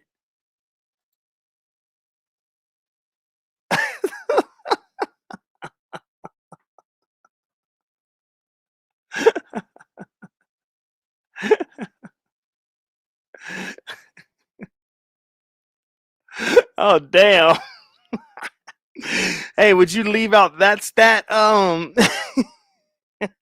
TMK, would you leave that stat out? This is crazy. What the hell? We're talking about these women that be gold digging. We're talking about these women that don't want to work.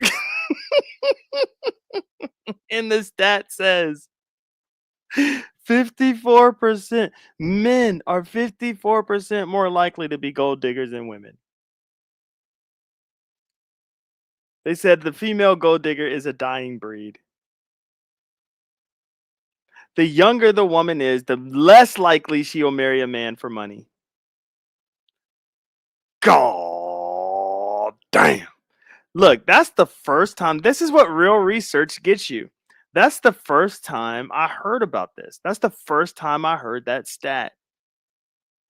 And I know it's like, oh, you're just Googling and you're going to Google Scholar and you're going here, man, and getting a stat. That's how I get my stats. I don't care.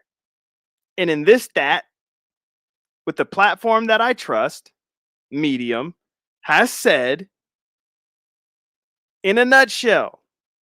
So what they didn't want to do was go through all of their extensive research because they know that our attention span is short as hell. So they just broke it down for us. In a nutshell, men, 54% are more likely to be gold diggers than women, 46%. But the narrative in America,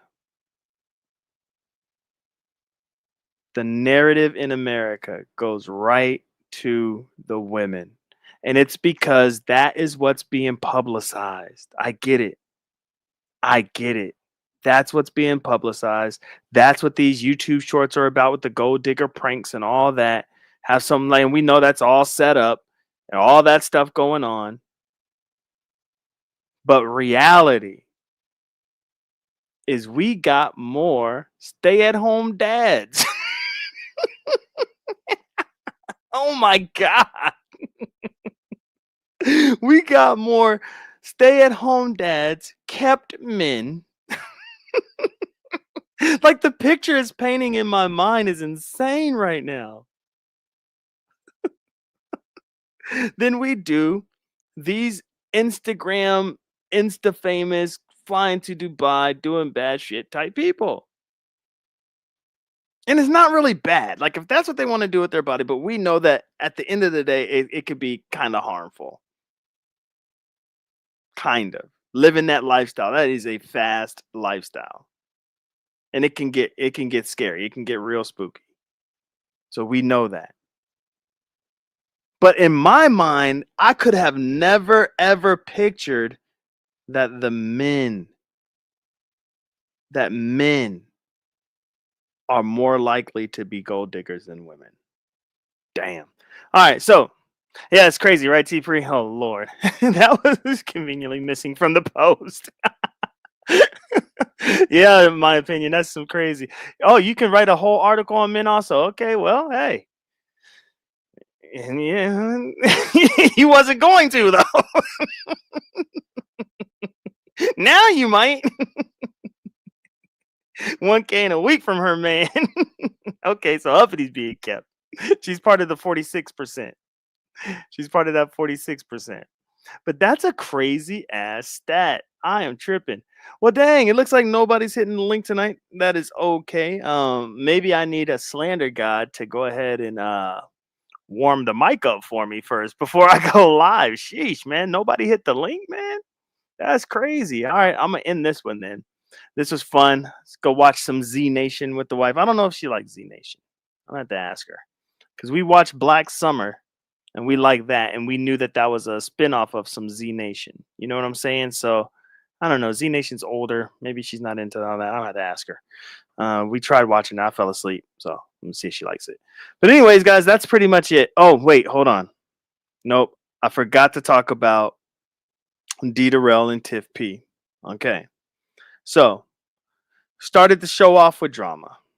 Then I talked about Derell and Kip. Then we got into the TMK. And so let's go ahead and end it with the Derell Tiff P.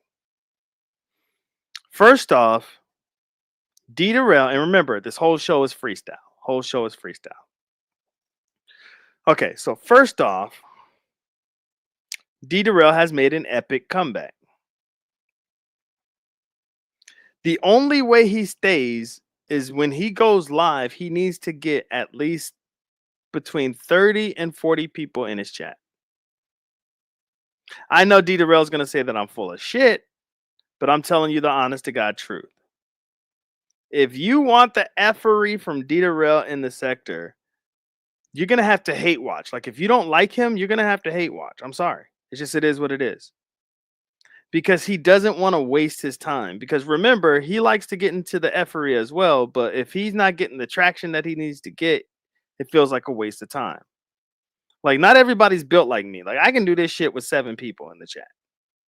Y'all know that. I've done it before. Numbers like that don't affect me. What starts affecting me is if people don't watch the replay. That means they don't even want to hear shit that I have to say. And it's like, oh, damn, why am I even doing this? But as long as I have a replay gang, I'm cool. But some people need those magical numbers in the chat. So if we want Derell to stick around, we gotta at least always have 30 to 40 in the chat. I know he probably thinks I'm full of shit, but I know that's a good way to keep him around because people are locked in. Even if you're hate watching, you're locked in. So Derell is back, and this is how I know he's back. If we can keep those numbers up, this is how I know he's back, because when he started his live stream, he said, "I'm back." He did. He's like, I'm back. And I could tell he's in rare form right now. He's ready to get into some shit. I just hope it's not with me. I'm tired, boss. I'm tired. The sector has ran me up and down these YouTube streets. I'm tired. But I could tell he's in rare form. So that Kip thing is brewing. The Tiff P thing is actually brewing, believe it or not. I'm going to break that down for you. So good thing I didn't just end the live and forget to do the Tiff P thing.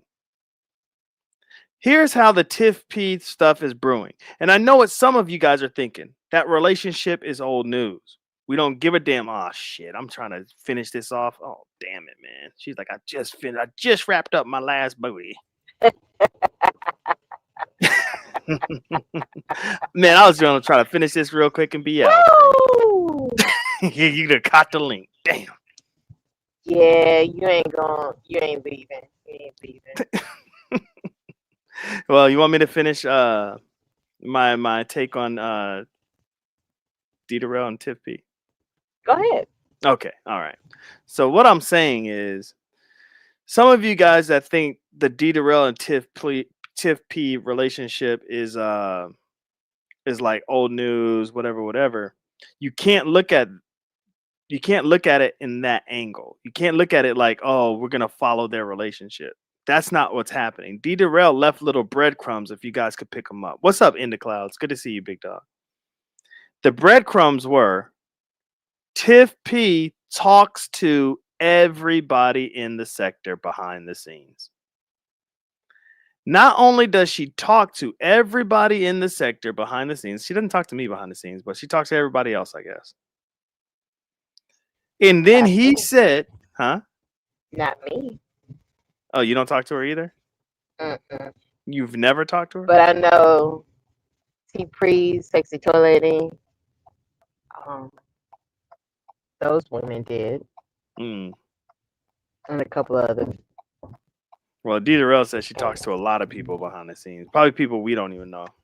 Probably people that never hits panels. According to Derell, it was Kip. Mm-hmm. Kip too. Kip is one of them. And Money to Burn and Kip. But Kip said Money to Burn him did not cupcake. And I don't. So maybe Derell is getting something mixed up with Money to Burn. But she did something. I don't know what it is, but it wasn't with Kip though. Right.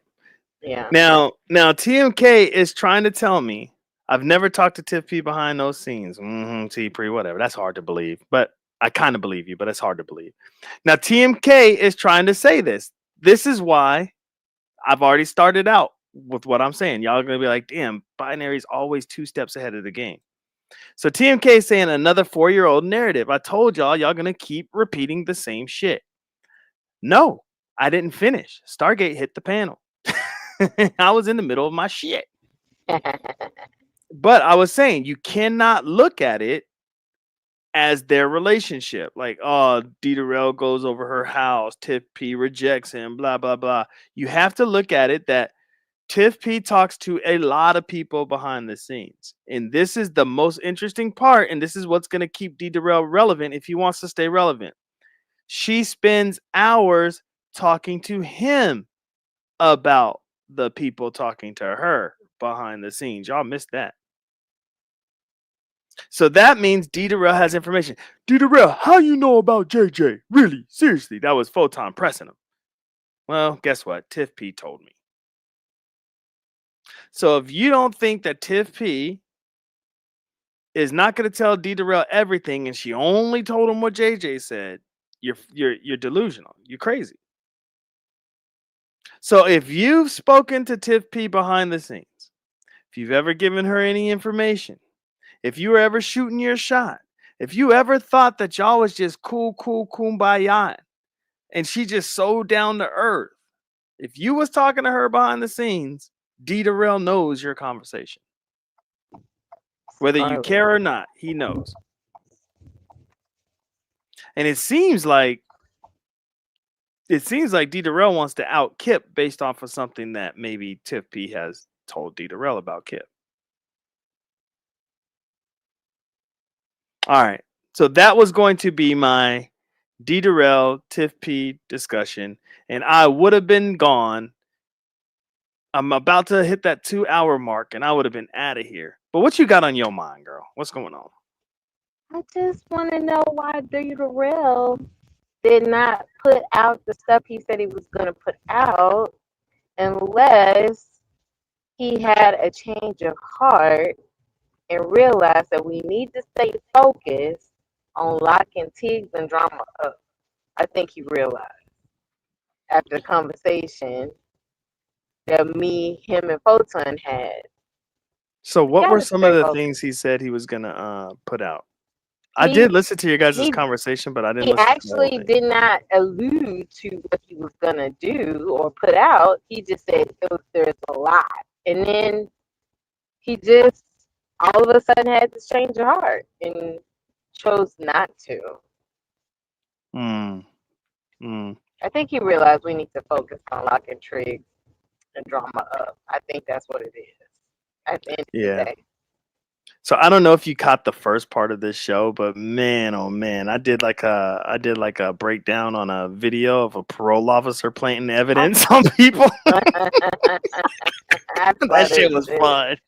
That was fun. I ain't gonna hold you. That was fun. I enjoyed that. Well, drama planted a lot of bullshit in the sector. Exactly. He definitely did that.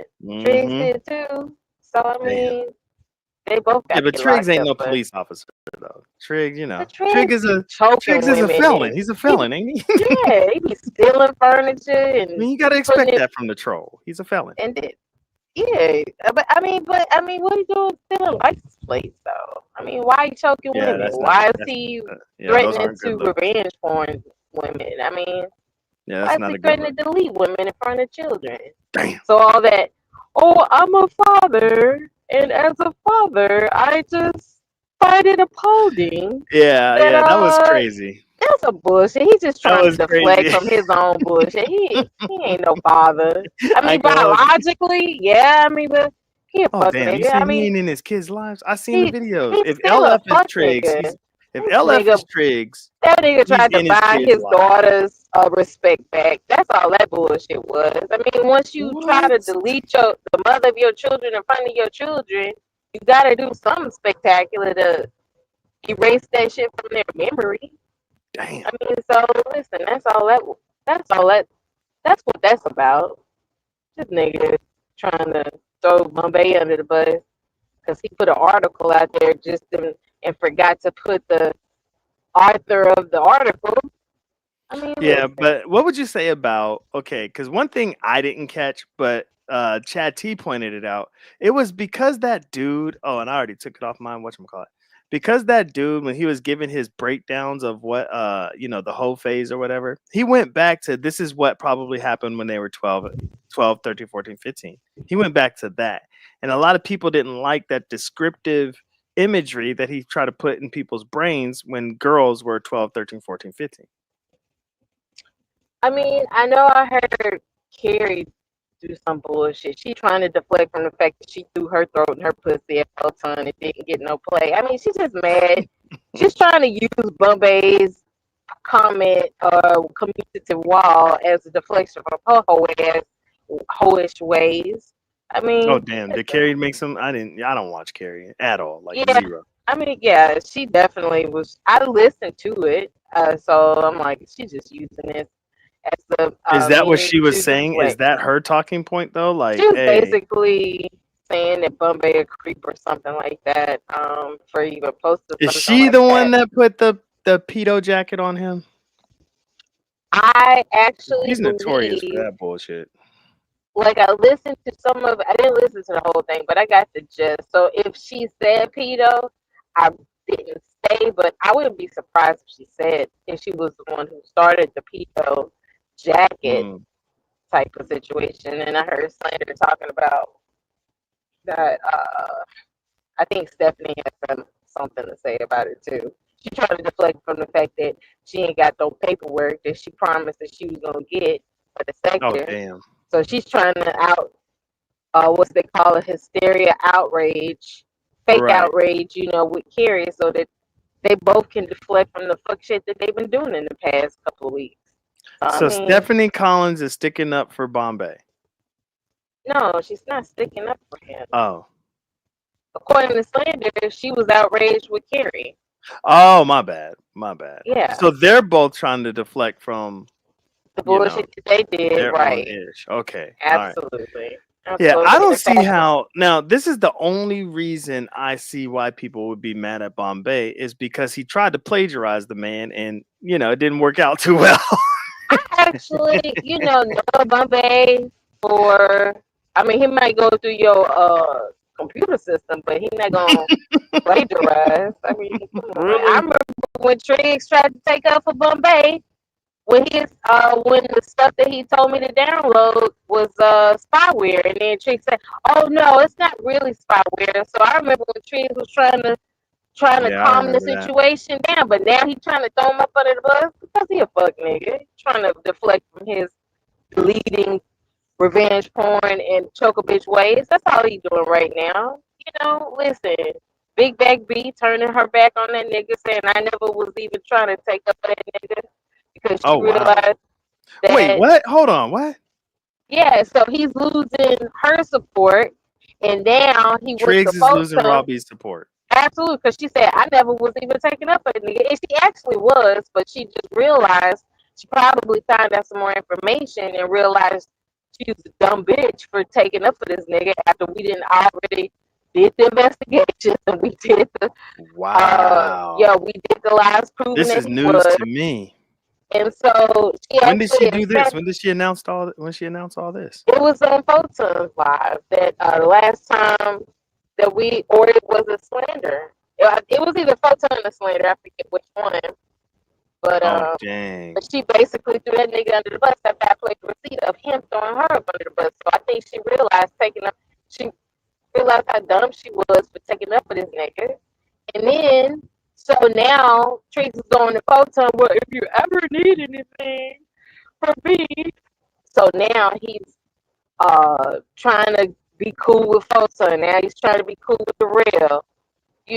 So like I see what this nigga doing. The triad is breaking up, and because everybody You knows are it's his on Ray fault. Triggs' ass. Listen, I'm on that ass until he get locked up for the rest of his life. He does not need to be on no streets. He does not need to be. So you want out this in man to truly be locked up for real? I want this nigga up under the jail. He needs to be up Damn, under the Triggs. jail, pretending to be a cool dude, and he threatening to delete women in his real life. Fuck that nigga. Then gonna come on the YouTube streets trying to judge other people and cause a Damn. disruption and dysfunction in Hey, the black community. Chad T is here. I'm gonna bring Chad T up. See what he got to Hey. say. Hey, JT. What it do? What it do? What Stargate. up? Hey. Your mic is horrible, Stargate, man. We're gonna have to get somebody to send you some headphones or something over there, man. You snapping and crackling. I actually went to go get a new phone, and they said ain't nothing wrong with your phone. You just have bad cell service when you in the woods. So I need to just really need to wait until I get home and stuff like that. But sometimes I can't wait. Yeah, because I was about to end this bitch. Yeah, Okay, it's well, alright though. But man, what's up with Stephanie Collins, man? Today is January 31st. Tomorrow is the 1st of February. She behind on her paperwork, and Bad.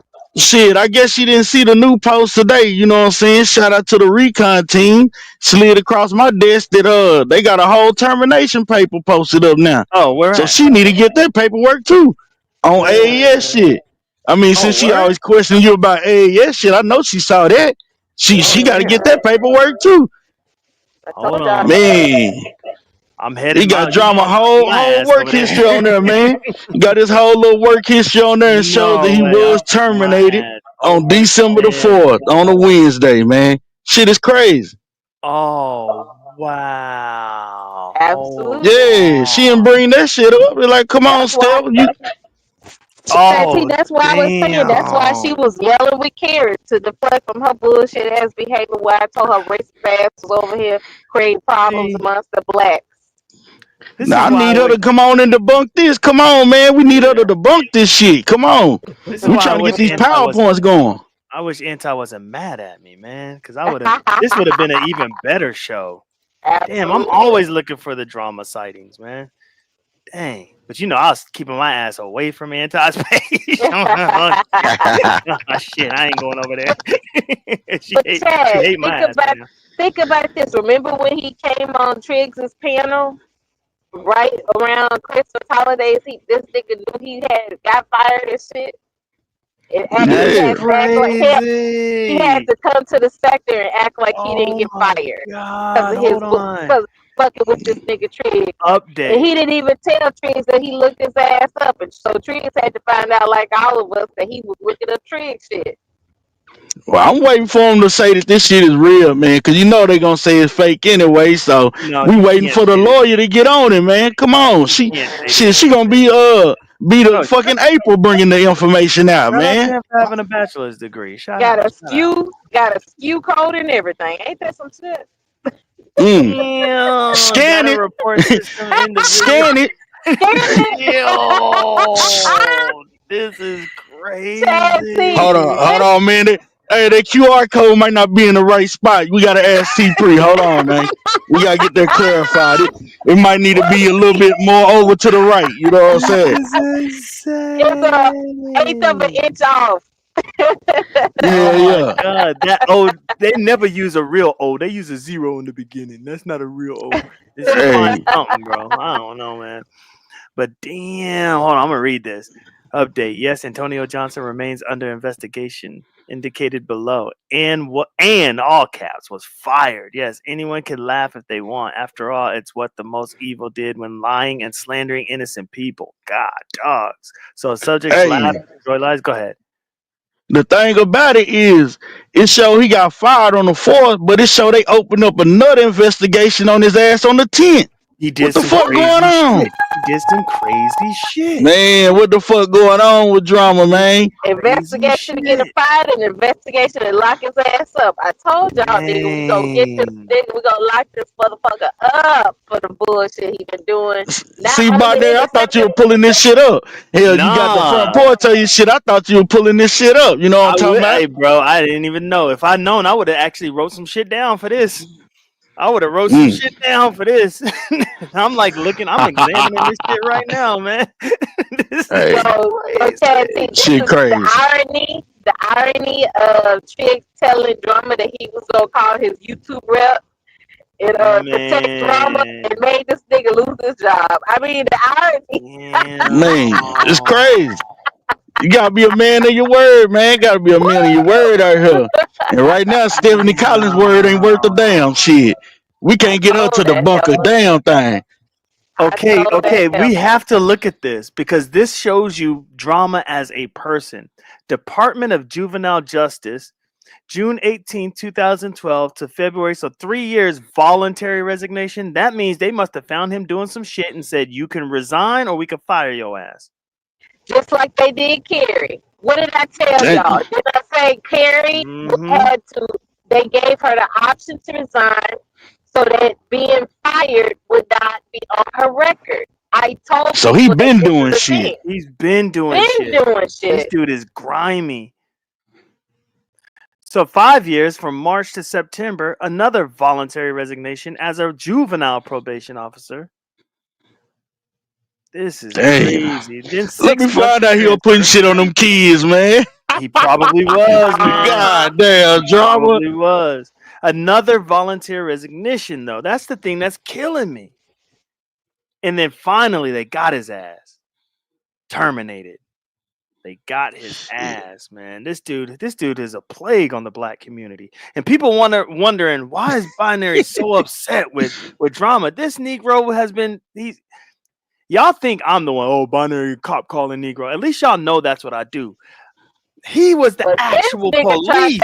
Hey man, I'm gonna holler at y'all later, so I gotta get up out of here. But I just want to get y'all to the meat and the potatoes of today. You know what I'm talking about? Yep. Appreciate it. Yep. I did not know that was coming. Thanks, bro. Yeah, that's insane. That's insane to me. Oh, CEO, little boss lady is here. What's up? That's my homegirl, LC. What's up? What's up? Oh Lord, not Jake. Jake equality. Damn it, man. I thought I had Jake blocked. I'm gonna let him live. I'm gonna let him live. Dang, man. Real Tate. They wanted him fired. How Pre up in the chat laughing, but had a lot to say when they told everyone they wanted him fired. Oh damn. See, this is the thing about the sector, man. The sector will gas your ass up. Drama fell for it. I have to break this shit down more. Chad T know what he doing. He messy as shit, bro. I would have never. Messy. This would have been a 3-hour live. That he put his family's finances. God. No. How did I say that? He At put risk. his family's Well-being. financial well-being at risk for Mhm. sector cred, fucking with Tiggs, and that's why Tiggs got upset, yelling at Kerry, and the fact that's why I was telling Big Bag B, like, listen, do you understand that we have done investigations on this nigga, and the fact that we got information proving that this is nigga, but you gonna come in here in the sector after all these years of our hard work, and you gonna sit up here and say he didn't say that it was him? I mean, like I said, and then you went through all of that bullshit, and then, like I said, I wonder if the red has pretty much jail time attached to it, because that's why you say you want that's what that I'm Negro saying. locked up. Some investigations will fire him, and then some investigations will put his ass in jail. I consider losing a job much more than winning a stupid prize. After all, playing a yeah. Here's Living Queen. I love me some Living Queen. Let's see what she has to say. Maybe those is it's just YouTube sector will pay his bills.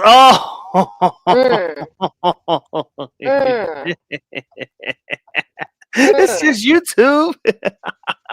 Gotta pay that Negro bill. Hey, they were talking to none of y'all motherfuckers behind the scenes. What about that bullshit? The irony. To go after Miss Bengali? What Think a about shame this. to lose your career to appease people online, Lord.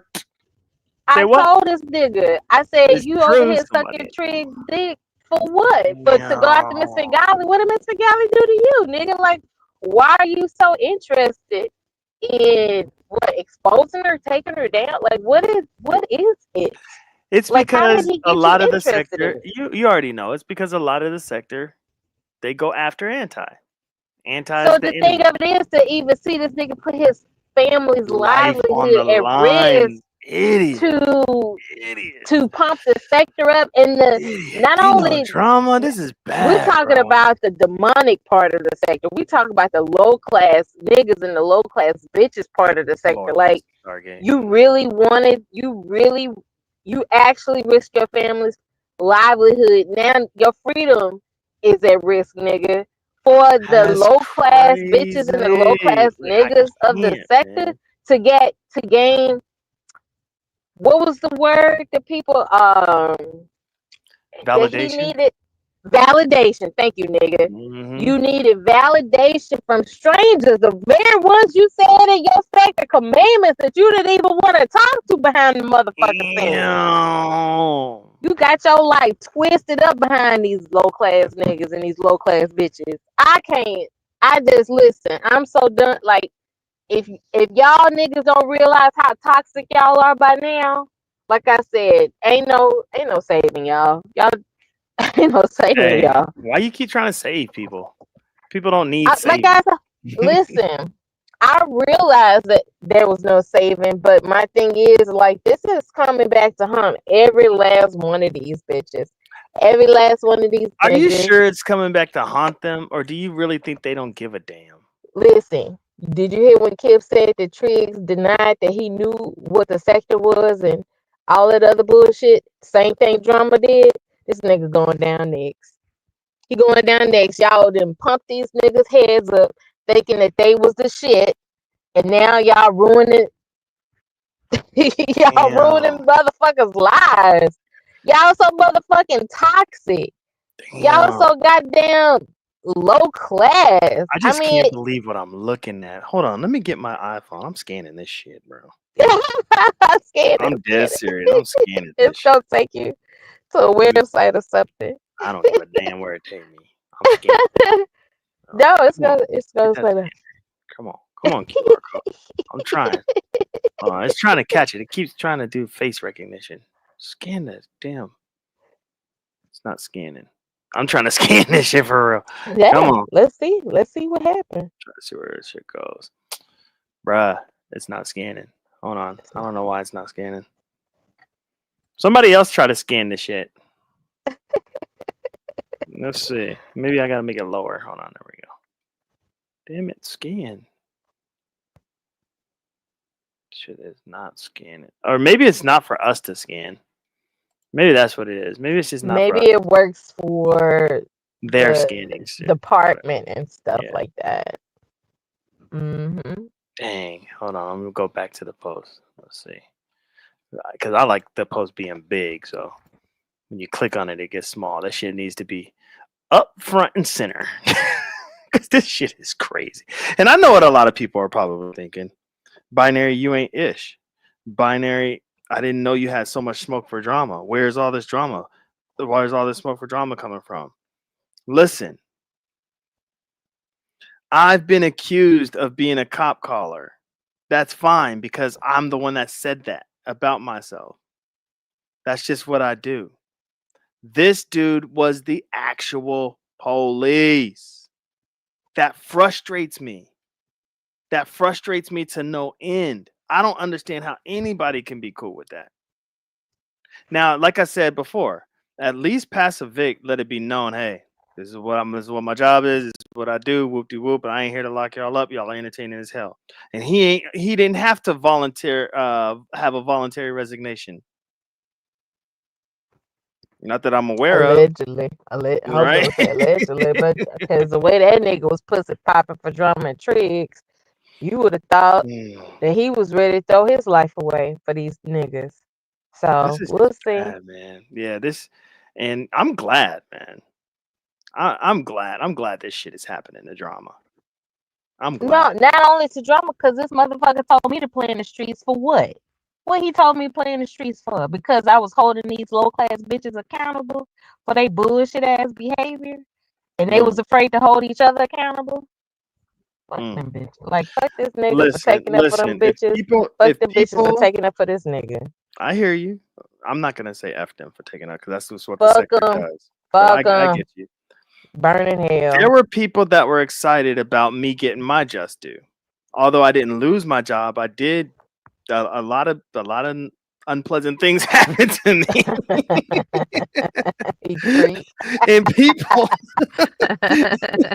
and people have the right to gain satisfaction because of how much of an asshole I was being.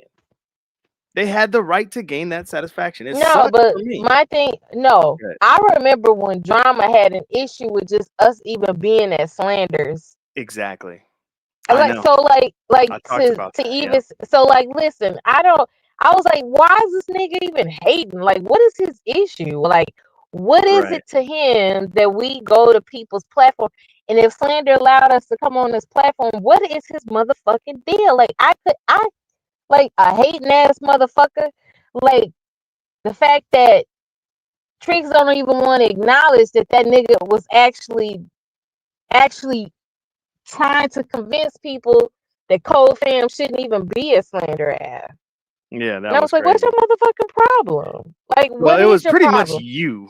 Like, they didn't like me, but it was you primarily. The fact, yeah, because I was holding, they didn't like it that I was actually right about holding. You were holding us down. Absolutely. And they didn't like it that I was right about their low class behavior all this time. So, yeah, just this is insane. So, is this Kip's paperwork, or is this something anti-God, or you don't know? Like, I don't even know anything about this. Like, this is the first time I heard about it. I know, I'm tripping. Like, I wish I would have seen this, man. And you know the irony. Stephanie Collins was trying to get me to go to either Rev G's page or Anti's page when I was hanging out with at Slanders. And I was like, no, I'm not trying to get into that. You know what I mean? I'm trying to really keep my distance. I'm not trying to get in no mix or anything like that. And man, she kept trying, and I kept saying no. So me sticking to my guns, I missed out on this because I would have did so much better today if I had this information earlier. Oh my god. Nah, I did not know about that. Oh my god, this is crazy. Hey, Kip is in the Hey, Kip, you want to hit the link? Yeah, I said what's up to. Oh, I didn't say what's up to Kip, but I did say what's up. But y'all didn't see my what's up to him. But I did say what's up to him. All right, let's see here, man. December 10th, 2024, still under investigation. What is C-stat, I-stat? What is that? Do you know? C-status? Yeah, and I-status. Investigator status and wait, hold on. Let me see. Google's our friend. What is I-stat and C-stat? I got to know what all this. See, I would have been doing all this already. You know what I mean? Absolutely. No, that's not it. Okay, I don't know. I don't know what the hell that's Stop messaging my text messages or emails. No, sometimes. Yeah, I don't know what that means. I'm still just a junior member. She's gonna tell you what it is. No, I don't know what that is. No, Okay, I was but like, anyway. I'm just a junior member for real. Oh yeah, you are. Yeah, you don't hold no weight because she's still going off on me. So I'm like, damn, Star ain't doing me nothing good over there. Damn, that's Stargate. They're like, Star, back off, Star. So his juvenile correctional officer expired. These are his certifications. Juvenile probation officer, that's still active. Basic probation and parole, that's active. So give me a story. What do you think happened June 18, 2012, 3 years to February 19, 2015, where he had to say, yes, I'm going to resign? I know. What do you I'm think telling you. I'm telling you. What did he do? What do you think he did? Yo, he probably hurt some little kid or probably drop kick some little kid or something like that. Damn. Why juvenile? He had an angry streak, angry streak, mean streak. He had like an angry, mean streak, and it did not come up until like he hooked up.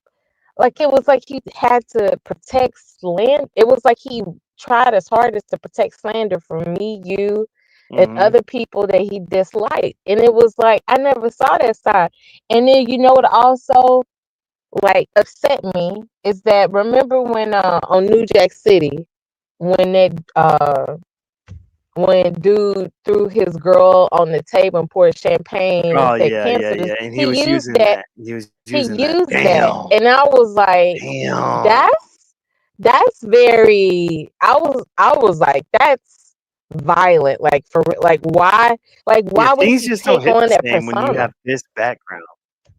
Yeah, when you have this background. Yeah, like things just that don't hit the was same. definitely. Yeah, like that anger streak, like that was very telling to me. And then I was like, this nigga is like he got that Triggs choking type. The Georgia Strangler you see when you bring that up, I try to change the subject as quick as possible. Nigga, we can't overlook that bullshit. We can't overlook that bullshit because every time you try to be friends with these low class niggas. You don't think there's no rehabilitation? You just gonna hold him to it? How long ago? I mean, because the way I saw how he was trying to get at Kip, and when you realize Kip wasn't going for it, you know, he was like, "Well, I like you, nigga." So like he really tried it. And then he's gonna act like, "Why are you so mad at me?" Oh, and Kip is backstage. Let me bring him up. Hey, that's right. Let's talk to this brother. Let's talk to brother. What Kip. up? Yo, what's going on? Hey man, Kip. Chilling. Hey, you know we cool, man. You know I didn't do anything to try to disrespect you at all. I'm just content over here, bro. No, look. First of all, I want to thank you for allowing me up, and shout out to your chat and to people that's listening in the clouds. No, you read it the right way. So That's what it was. You read it the right way. So no, I'm not upset at you. People doing content on me, I'm not upset. Exactly. I mean, you do your content. I just want, hey, tell the truth about it. Right. Don't lie about it. Yep. Tell That's the what I truth. thought, man. That's what I thought. Yeah, Slander always trying to start some shit, man. I was like, man, there ain't no way. So let me go listen for myself, because that's what a lot of people don't do. They don't go back and listen to shit for themselves. And so I went and listened for myself. I was like, yeah, he had every right to say what he said. And, it's just one of those things where he thought I should have opened up my platform to call this man a liar or whatever. I can get that. I understand that. So I don't know, man. That's crazy. Yeah. But yeah, this shit that Anti has on her page, bro. Is this from you or? No, I get around. I get around a lot. I get around. I have a lot of other stuff that I just think ain't put out. So I'm gonna let Smoke do a lot of explaining if he choose to do a lot of explaining on going into the details of a lot of different stuff. So right. I know he's kind of particular about putting names out on his channel. So I respect that. Meaning, like, the way you see it, he redacts certain things. So yeah. I But you don't see over here, I don't care. So yeah, I don't want anything to be redacted, because I wanted people to see it for what it was and what it is, and nothing being wiped out or crossed out, so people could always run to the situation of saying, "Oh, that's not him. That's not him." Wow. So I want us to just look at this real quick. It says 8 ways to destroy your correctional officer career. I want you guys to look at the first way. Watch this. This is the first way. It says theft or improper use or misuse of agency equipment or property. I just wanted to show y'all number 1. Yes. That's crazy to me. But see, the thing about it is, binary, a lot of people thinking that this thing is a joke. Right. And when you see that thing highlighted in red, about still under investigation. Yeah. Still under investigation. Yeah. See, that's right there. That right there is crazy. See, that's crazy. It's a lot. It's still a lot going on. So I just let these people talk, put their clips out, do all the things they do. And all I'm gonna do is press record and take down stuff. That's all I'm gonna do. So I'm telling you what I'm gonna do. Right. Like I've already told these people ahead of time what I'm gonna do. I told them that. I didn't lie to them.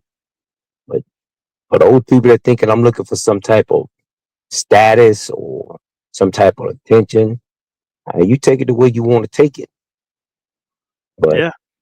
No, it's always been personal with you. That's one thing I knew, because come on, that's your son. You know what I mean? So it's always been personal. So I just didn't know that you had this much. How can I put it? Because they made it personal. They made it personal. Like, I don't know how to. Like when you said you was gonna bite, you didn't say when. And you didn't say how many times you're gonna bite. And now we're starting to see the shit. You know what I mean? So it's crazy to me. So I don't blame you for what you're doing. I know a lot of people saying you might be going too far or shit like that, but I don't see how you're going too far. Nope, I don't think you're going too far. Respect. Because I'm not gonna never get in the way of somebody else talking and taking up for their family or any of their loved ones and things like that. You know, you draw the line on when you say it's too far or too much. That's on you. Yep. Yeah, that's real. I don't get in the way of that. No, that's real, man. But this right here, man, this is what I thought we was gonna be getting on the 17th, bro. But man, Anti or yourself, somebody's fast, because this was created today, and it is in the sector in our view right now. This is insane, man. Well, I mean, this is cool. I give people a chance to do their thing, and I keep telling you, I mean, I know these people by first-hand basis in certain departments. So all I do is just pick up and call folks. All I do email people. See, when I say things like that, people think I'm trying to be braggadocious or whatever. But I'm Right. telling you, these people are taking this serious. Yeah. They're not playing. Yeah. So This is real. it's a lot of things gonna possibly go down next week. Oh my gosh. I have a couple meetings that I have to go to next week, and that I got set up with important people about this situation. Damn. Now Triggs is safe, right? As long as he don't be fucking with you no more. I'm not saying it. I'm not saying nothing on the matter. Listen, I don't think Binary heard that part where he's been denying that he knew what the sector was or who the sector people is. Wait, what? No, I didn't hear. What? Yeah, Wait, Kip had already confronted Triggs through that last confrontation that they had. He said Kip had asked him, "Why are you denying that you know who the sector is? Why are you denying the sector?" Who's he denying it to? That's to his probation officer. See, Oh, don't think I know these things, but that's fine. I mean, keep And I playing think me he for was a trying to fool. make up. I think he was trying to flatter you, right, by telling you how much he liked you, so that you will stop it. I really believe he thought he could flatter you to stop the investigation. I don't know, but this stuff is out of my hand. I'm telling you, it's out of my hand. Got nothing to do. Damn. Now, if again, I'm going to give these names again. You know, you can go to the website, look these names up. Go to you can go to try Georgia probation officer, a Georgia probation post. Put in Georgia post, and you can go there. Probation. Yeah, or Post? try, or just look up the name Chris Harvey. Okay, hold on. Georgia probation. You said post, like POST? Yeah, just you see that, you roll over there to that screen over there, and you'll see that. You'll see what post stand for. Oh, okay. Hold on. Let me see.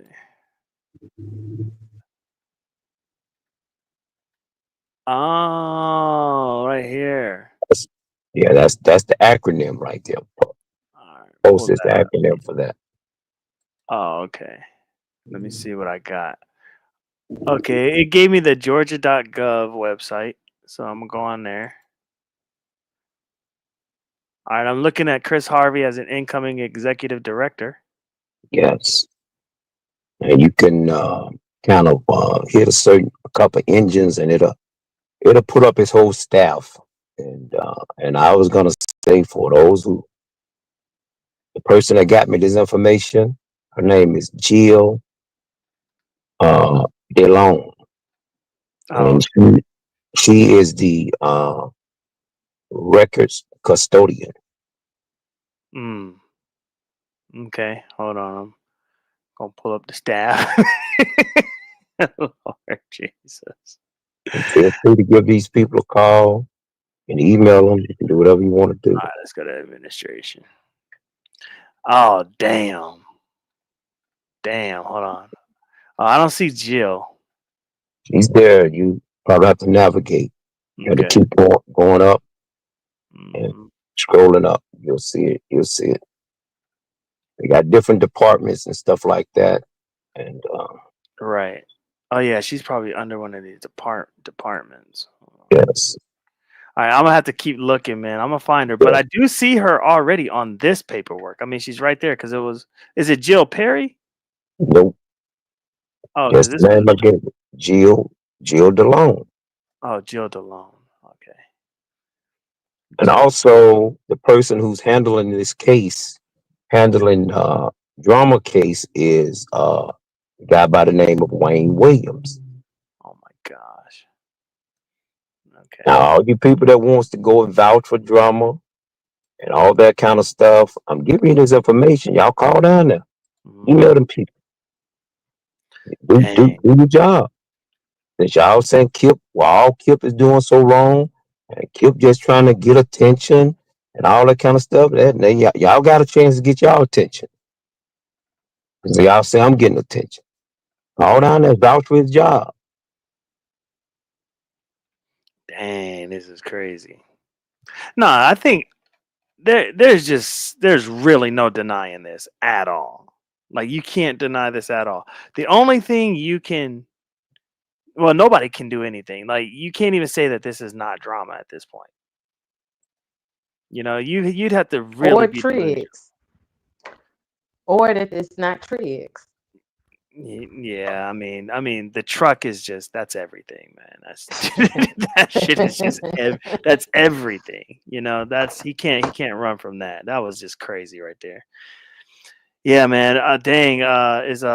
Is Kip still here? Yeah, that's crazy, Kip, man. Dang, this is really happening. This is really happening, and he needs to find a new line of work, anyways, man. He needs to find a new line of work, man, because he does not need to be working with nobody's kids. He does Now, not need to. Go ahead. here's the thing. Now, for all these people out here, instead of talking shit, instead of running your mouth. Now, I'm really to the point where I'm pissed the fuck off. Now, my appointments next week is dealing with a lot of people, like the DA of Cobb County, because while this thing is tied up, I need to be going to talk to this person. And we discuss a lot of things like criminal charges, things of that nature. We're going to talk about a lot of different stuff. We're going to talk about Social Security gate. It's a lot of things we're going to talk about. So for everybody out here, Mona, that's on the bullshit, you're just going to get caught up in it. And this is crazy. I have no mercy. I have no mercy. Yeah, that's what I was going to ask you. So when they talk about pressing charges, you going to the fullest extent? All the way. Damn. All the way. I will let them decide on whether criminal acts was violated. That's their job. That's the DA's job. I'm getting ahead of this because they have to do their job right now over at Post, and they are doing their own investigation. So, and I have another person I need to speak with also in Post next week as well. But I'm definitely, the DA is definitely on the list for next week. Let me put Post back on the screen. Peace Officer Standard and Training Council. Lord, I don't care. I don't care what none of you Negroes think about me and how you feel about me. I don't care, because we're at this point here because of you all. I asked you guys to leave my family alone. You wouldn't. It was all fun and games and laughter. Now you just start. Now people just start trying to bring my girlfriend and her family into this. Oh my gosh! Y'all won't stop. You just won't stop. You won't stop. Who's doing that? Now, I'm not calling no names. Okay. People know who they are. They won't stop. Find out. We're gonna find out. No, nobody's got nothing to do with this. Nothing. These people got nothing to do with this sector. That's facts. See, this why we at this point where we at right now. But now everybody wants to ask why Kip doing what he doing. I don't understand why people want you to relax. I don't get it. Maybe because it wasn't their family. Maybe that's the only thing I could see, because they can't really feel what you're feeling. That's they thought these niggas was the shit though. They thought these niggas did live swarm and talked about who they wanted to talk about. These niggas was their champions. So like the fact that they can't actually enjoy their real life, or their real life is so unsatisfactory that they'll pump niggas' heads up to do some fuck shit, and then when that fuck shit actually turns on them, that's why they mad, because they loved at these niggas for giving them the content that they wanted to go at they fucking ops. And like I said, this YouTube shit, like, you actually get on YouTube and try to besmirch other people's reputation and then y'all act like y'all shouldn't have no consequences. Fuck that.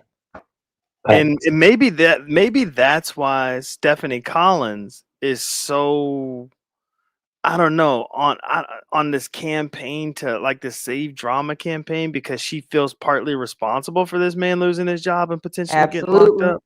That's crazy. That's real though. She said she was gonna stay out of our business, but then these other niggas let her be involved in our business. And like I said, if you really wanted to be involved in our business, you should have never said, I'm just a guest here. I'm not going to get involved in y'all business. I'm going to be respectful of everybody because I know the ops. She actually mentioned her being a white woman in a black space causing any kind of confusion, and you actually end up doing it because you chose the wrong niggas. Like, yo, I mean, it's the irony. It's crazy. It's crazy. And like you said, these people, especially Drama. I don't know much about Triggs and Slander, but I know Drama. Like you said, Stargate, these people don't have real lives, nothing popping in their real life. So when 50 people give them attention, they lose their minds. Case in point, from June 2012 to February 2015, this dude had a job that just did not satisfy him at all. Something bad happened, and he voluntarily resigned, saying he couldn't even. And then, like a year later, a year later, now March 16th, he gets back into there. Maybe he's licked his wounds or whatever. Got back. Somebody finally hired him, and for like what, 5 years? 8, 9, 20, 21, 22. Yeah, like 5 years. It's something, he got too comfortable. That's what's been happening to Drama. This man has been getting too comfortable on the job, and then he gets into some nasty, crazy shit until where he has to voluntarily resign again. It's insane to me. And then another year he has to transfer, and then he transfers and then starts looking up everybody in the sector shit. It's crazy to me, man. He has no life outside of YouTube. He just has no life outside of YouTube. I'm curious what he's doing now. Yeah. And I want to add this as well, Binary. The blacklist is going down to the DA, to the county DA with me this week. The blacklist is going down. The blacklist. Yeah. I'm taking the black. I'm taking the blackout list with me.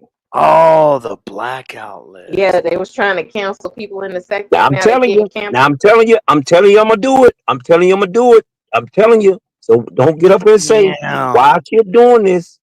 I'm taking the list with me. Damn.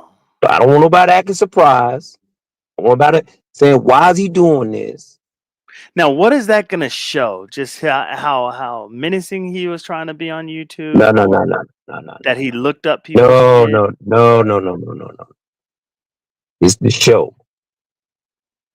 It was a criminal organization that was taking place in. Damn. Holy shit. Headed by Drama. Now take that down, Triggs. I know you're listening. Take it down. Write it down. Have Binary give you a clip on this. I'm telling you what I'm going to do. This is crazy. Oh my God. That's what's been said has been said, and what's been done has been done. Damn. So continue on. Damn. And look, it's crazy because when you say something, Kip, it's hard to imagine it coming to fruition because it seems outlandish. Like, I know when you first said, your day is coming, Drama, pretty much, and they're gonna get what's coming to them. You meant it because you knew exactly what you was finna do. But us in the sector were just like, time passes, and then boom. So, I mean, we got to learn. You just said that blackout list is going to cause more rifts for him because it's going to be a criminal like it's a criminal organization. I mean, in my mind, that seems a little bit far-fetched, but you have not been proven wrong yet. on anything that you said you're going to do, and then the results of it. You haven't been proven wrong yet. So we'll let smart people figure this out. We'll let smart people figure this out and let them put their minds together and let them gather all the evidence and me giving evidence and things of that nature, and we'll let smart people figure it out. yeah, and nothing's truly erased either. So if he thinks he deleted some emails, that shit ain't real. They got all the emails. They're gonna be able to get everything, man. So listen, I know you and I don't like drama for different reasons, but hey, man, we both don't like him, man. Yours is way more personal than mine, but I just don't like him because he told me to play in the streets. Fuck this nigga. Yeah, I didn't have a problem with this guy.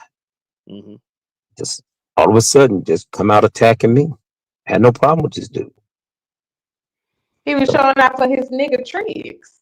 I told y'all when I did that video, when I told y'all these niggas were sucking each other's dicks for what? To go against Mrs. Fingali. And the fact that Drama actually didn't even have any issues with her only because Triggs had issues. Maybe he believed that Triggs' YouTube rep could really save him. And look at where he at now. Damn, this don't even seem real.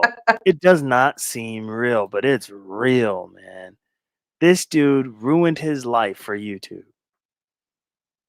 And Triggs, especially for Triggs, to actually get the admiration from Triggs, to be admired by Triggs. So why would he say he hates Triggs? Or what did he say? I know he was hating on Triggs. Well, no, Triggs called Drama a hater, and then still kept his loyalty.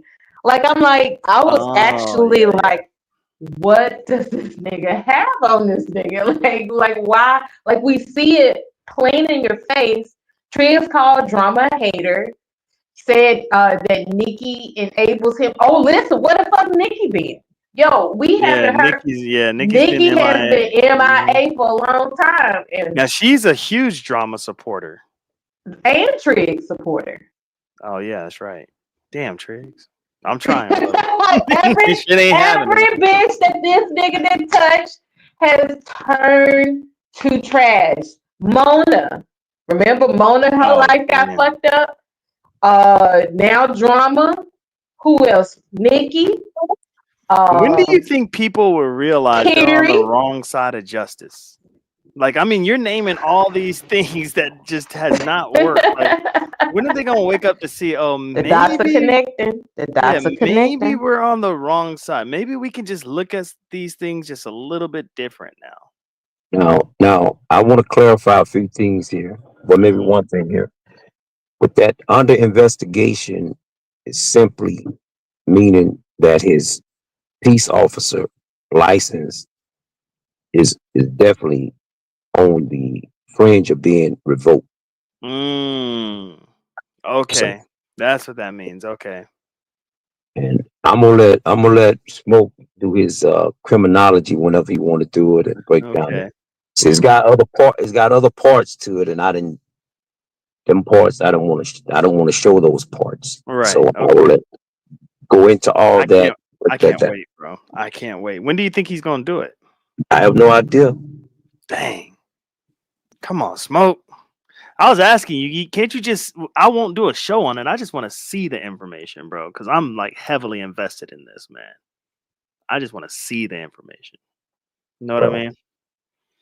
Well, you gotta add me to the email thread, brother. Yeah, you probably can get the rest of it through Star. So Star know how to get the rest. Listen, all right now, let's get it. Thank you. Appreciate it. Let me know when you sent it, Star. Absolutely. When I get it, you get it. Oh, dang, you ain't got it yet? No, not yet. I want Smoke to do his part on it. I don't care. Yeah, we're gonna wait for Smoke. Yeah, I got you, Kip. I don't care who do what after that. Okay, yeah, for sure. I'm just, you know me, I'm just nosy. I want to know the information, man. Yeah. I want to know. Sure, so man. It's a lot of components to it, and you'll see.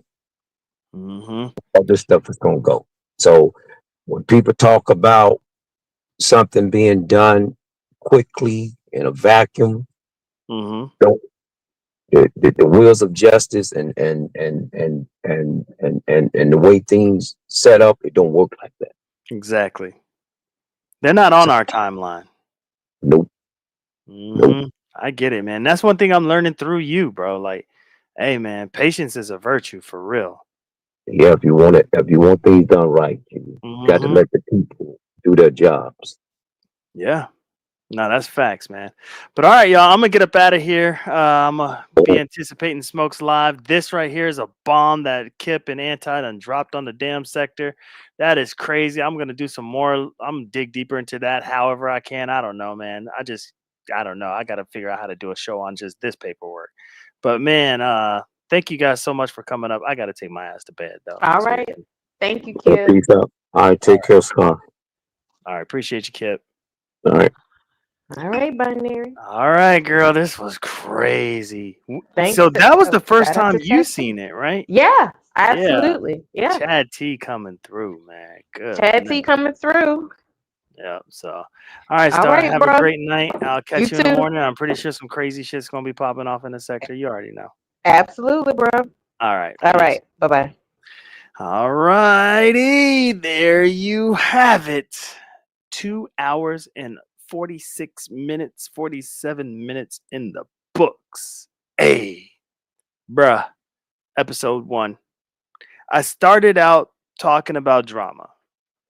And I'm pretty sure Chad T thought it was going to be a drama production because of the thumbnail.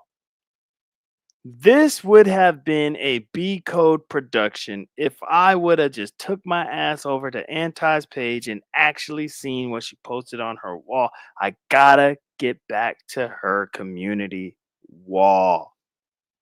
There's so much gold there. This could have been a dope ass show if I would have had that information, because I would have actually really tried to do some content for real, for real. But damn it, man. So I talked about drama. I trolled a little bit. Then we got into the Derell Kip thing, and I knew it. Kip co-signed what I said. He wasn't mad. He was just disappointed that nobody is talking about how Derell pretty much lied about the receipt, and I understand that too. I understand that frustration. I also talked about TMK. There are two ways to look at it. You know what I mean? I know there are two ways to look at it. You can look at it like, okay, TMK using the 12 to 15, 16 to 17, using that's just, it was too descriptive. It was nasty. Shouldn't have been in there. I agree 100%. It was super distasteful. I agree with that 100%. But then you have the other side of the actual content that he truly wanted to talk about, and that was pretty much the makings of a hoe, pretty much, right? And what was in those descriptions, some of it is probably more than likely true to some extent, to some of these girls that we know actually exist and do those kinds of things, right? Like, we know that for a fact. Nobody lives under a rock. We know that those girls actually exist, right? So there's that. Then come to find out, we do even deeper research and we find out that men are more likely to be gold diggers than women. 54 to 46%. 54% men, 46% women. Men are more likely to be gold diggers. Now that pretty much shut down anything about anything as far as that article is concerned. And now we're only stuck with the nastiness of the article that TMK posted directly on his community wall without giving credit to the author until he caught the flack, took that down and said it wasn't me, it was him, which to me is clearly seems like plagiarism was happening when plagiarizing goes wrong. Chat T. I mean, then we talk about Tiff P and Derell.